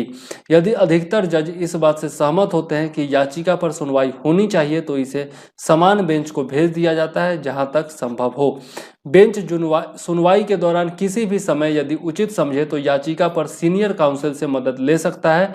यदि याचिका मेरिट या शर्तों पर खरी नहीं उतरती तो याचिकाकर्ता को अनुकरणीय कीमतें भी चुकानी पड़ सकती है। मतलब कि आपका जो शर्त है या फिर मेरिट जो है, आपके पास कोई सबूत वगैरह है नहीं और झूठ मूठ का याचिका डाल दिए तो आपको जो है वो दंड भी दिया जा सकता है, या मतलब कि अनुकरणीय यानी कि कुछ कीमतें भी चुकानी पड़ सकती हैं, जुर्माना भी देना पड़ सकता है। नेक्स्ट पॉइंट देख लेते हैं। नेपाल सेके नियर एक्सटिंक्ट, मतलब कि नेपाल का जो सेके है उसको नियर एक्सटिंक्ट मतलब विलुप्ति के कगार पर जो है बताया गया है। हाल ही में अनेक समाचार पत्रों ने रिपोर्ट दी कि विलुप्ति के कगार पर खड़ी सेके भाषा जो है बोलने वाले मात्र 700 वक्ता ही बचे हैं। ठीक है, विश्व भर में, मतलब सेके भाषा जो है वह विश्व भर में केवल 7 लोग ही बोलते हैं, वही लोग बचे हुए हैं। सेके भाषा के बारे में देख लेते हैं। तो इसे स्वर्णिम भाषा भी कहते हैं, जो नेपाल की 100 से अधिक स्थानीय भाषाओं में से एक है। यह ऊपरी मुस्तंग जिले के 5 गांवों यानी कि चुकसंग, चाइले, ग्याकर, तांगबे तथा टेतांग में बोली जाती है। सभी गांवों में बोली अलग है तथा बोधगम्यता भी भिन्न भिन्न है। 700 वक्ताओं में 100 लोग जो है वह अमेरिका में रहते हैं। विश्व की संकटग्रस्त भाषाओं के यूनेस्को एटलस में सेके भाषा को भी शामिल किया गया है।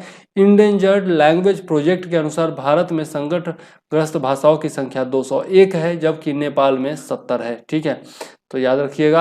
अन्य जरूरी तथ्य देख लेते हैं इसके बारे में। तो संयुक्त राष्ट्र ने 2019 को स्थानीय भाषाओं के अंतर्राष्ट्रीय वर्ष के रूप में मान्यता दी थी। याद रखिएगा, इंपॉर्टेंट है। यूनेस्को के अनुसार विश्व की अनुमानित 6000 भाषाओं में केवल 57% ही सुरक्षित है, 10% संवेदनशील यानी कि वल्नरेबल है।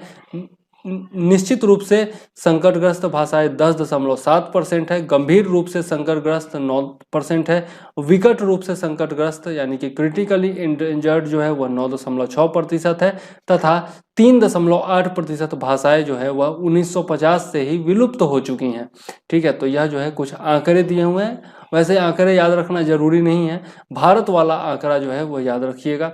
ठीक है, नेक्स्ट देख लेते हैं ISRO's astronaut training hub. ISRO का जो है अंतरिक्ष यात्रियों को ट्रेनिंग करने का हब जो है वह बनाया जा रहा है चल्लाकेरे में। चल्लाकेरे इसरो ने 2700 करोड़ की लागत से ह्यूमन स्पेस फ्लाइट सेंटर के निर्माण की योजना का प्रस्ताव रखा है। HSFC के बारे में देख ले तो यह इसरो की एक इकाई होगी जो मानवीय अंतरिक्ष उड़ानों को संचालित करेगी, कोऑर्डिनेट करेगी। चल्लाकेरे साइंस सिटी चित्रदुर्ग जिला कर्नाटक में यह जो है वह स्थापित किया जाएगा। अभी यह अस्थायी रूप से अंतरिक्ष भवन बेंगलुरु में कार्यरत है।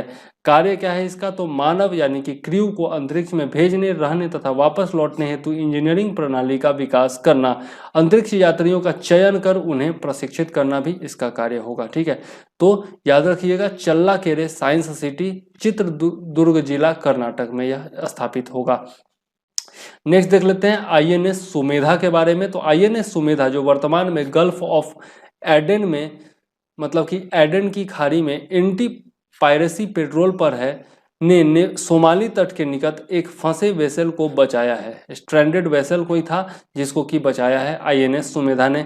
INS सुमेधा के बारे में देख लेते हैं। तो 2014 में भारतीय नौसेना में इसको कमीशन किया गया था। गोवा शिपयार्ड लिमिटेड के द्वारा विकसित INS Sumedha naval offshore patrol vessel है। परियोजना के तहत भारतीय नौसेना में शामिल तीसरा जहाज है। तो यह जो है किस परियोजना के तहत शामिल किया गया, तो नेवल ऑफशोर पेट्रोल वेसल परियोजना के तहत भारतीय नौसेना में शामिल किया गया, जो जिसका यह तीसरा जहाज है। इसका लक्ष्य भारतीय नौसेना की समुद्री जांच एवं पेट्रोलिंग क्षमता बढ़ाना है, जो बढ़ते खतरों को देखते हुए समय की मांग है। यह जहाज हथियार, सेंसर प्रणाली, लेटेस्ट नेविगेशनल और अर्ली वार्निंग रडार, आत्मरक्षा हेतु चैफ लॉन्चिंग तथा इंटीग्रेटेड ESM सिस्टम से लैस है। नेक्स्ट पॉइंट देख लेते हैं समुद्र गार्जियन 2020। तो पाकिस्तान और चीन का संयुक्त समुद्री अभ्यास है, यह कराची में इसे आयोजित किया गया है। यह इस वर्ग का छठा अभ्यास है जिसका उद्देश्य इंटर ऑपरेबिलिटी तथा रणनीतिक सहयोग बढ़ाना है। तो पाकिस्तान और चीन के बीच है समुद्र गार्जियन। तो याद रखिएगा दोनों हमारे चूंकि दुश्मन है तो इसके बारे में पूछा जा सकता है, इंपॉर्टेंट है। संकल्प अभियान के बारे में देख लेते हैं। तो भारत का समुद्री सुरक्षा अभियान है जो मध्य पूर्व क्षेत्र में विपत्ति या आपात स्थिति में भारतीय समुद्री वेसल की रक्षा हेतु त्वरित प्रक्रिया सुनिश्चित करता है। होर्मुज की खाड़ी से भारतीय फ्लैग वेसल सुरक्षित गुजर सके इसलिए यह अभियान चलाया गया है, इंपॉर्टेंट है, याद रखिएगा। मिलन 2020 के बारे में देख लेते हैं। तो यह जो है बहुपक्षीय समुद्री अभ्यास है, मार्च 2020 में विशाखापत्तनम में आयोजित किया जाएगा। इसको सहयोगी विदेशी नौसेनाओं से पेशेवर संपर्क बढ़ाने तथा समुद्री क्षेत्र में एक दूसरे की बेहतर पद्धतियों को सीखने हेतु है। ठीक है, कुल 41 नौसेनाएं जो है वह इसमें सम्मिलित हैं। अब तक 30 जो है वह आने को तैयार हुई हैं, बाकी भी धीरे धीरे तैयार हो जाएंगी।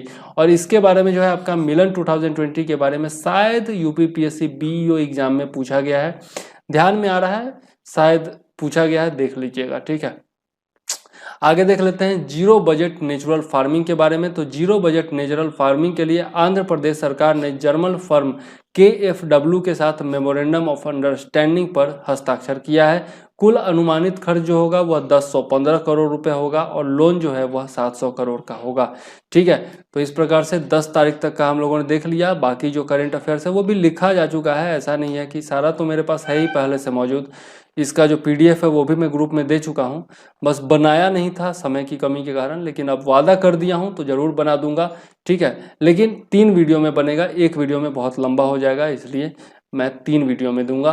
और सबसे लास्ट में यदि आप लोग कहेंगे तो वन लाइनर जो है और ये तीनों वीडियो सबको कंपाइल करके आप लोगों को दे दूंगा, तो एक ही साथ हो जाएगा। ठीक है, तो ये वीडियो जरूर देखिए और इस वीडियो का रिस्पॉन्स देख करके मैं तय करूंगा कि आगे वीडियो देना है या नहीं देना है, क्योंकि इससे पहले वाला करंट अफेयर्स का वीडियो जो वन लाइनर वाला था वो भी अधिकतर लोगों ने नहीं देखा है, मात्र 90-100 लोगों ने देखा है, तो उससे काम नहीं चलने वाला है भाई। इतना ज़्यादा आप लोग डिमांड करके जब वीडियो बनवाते हो तो कम से कम यार 500-600 लोग तो देखो, 1000 से ज़्यादा लोग, 1100 1150 लोग जब जुड़े हुए हो ग्रुप से, तो कम 500 लोग भी तो देखें उसको, तभी तो जाकर के मोटिवेशन मिलेगा। तो ऐसा नहीं चलेगा, अभी वीडियो आप लोग देख नहीं रहे हैं, तो इस वीडियो पर मैं रिस्पॉन्स देखूंगा, उसके बाद ही आगे वीडियो बनाऊंगा। ठीक है, तो वीडियो पसंद आए यदि तो लाइक जरूर कीजिए, शेयर जरूर कीजिए, सब्सक्राइब जरूर कीजिए। ठीक है, और अपने दोस्तों को चैनल से जोड़िए। नेक्स्ट वीडियो में हम लोग देखेंगे 11 से लेकर के 20 तक का करंट अफेयर्स। ठीक है, तो अभी के लिए मुझे दीजिए इजाजत। जय हिंद, वंदे मातरम।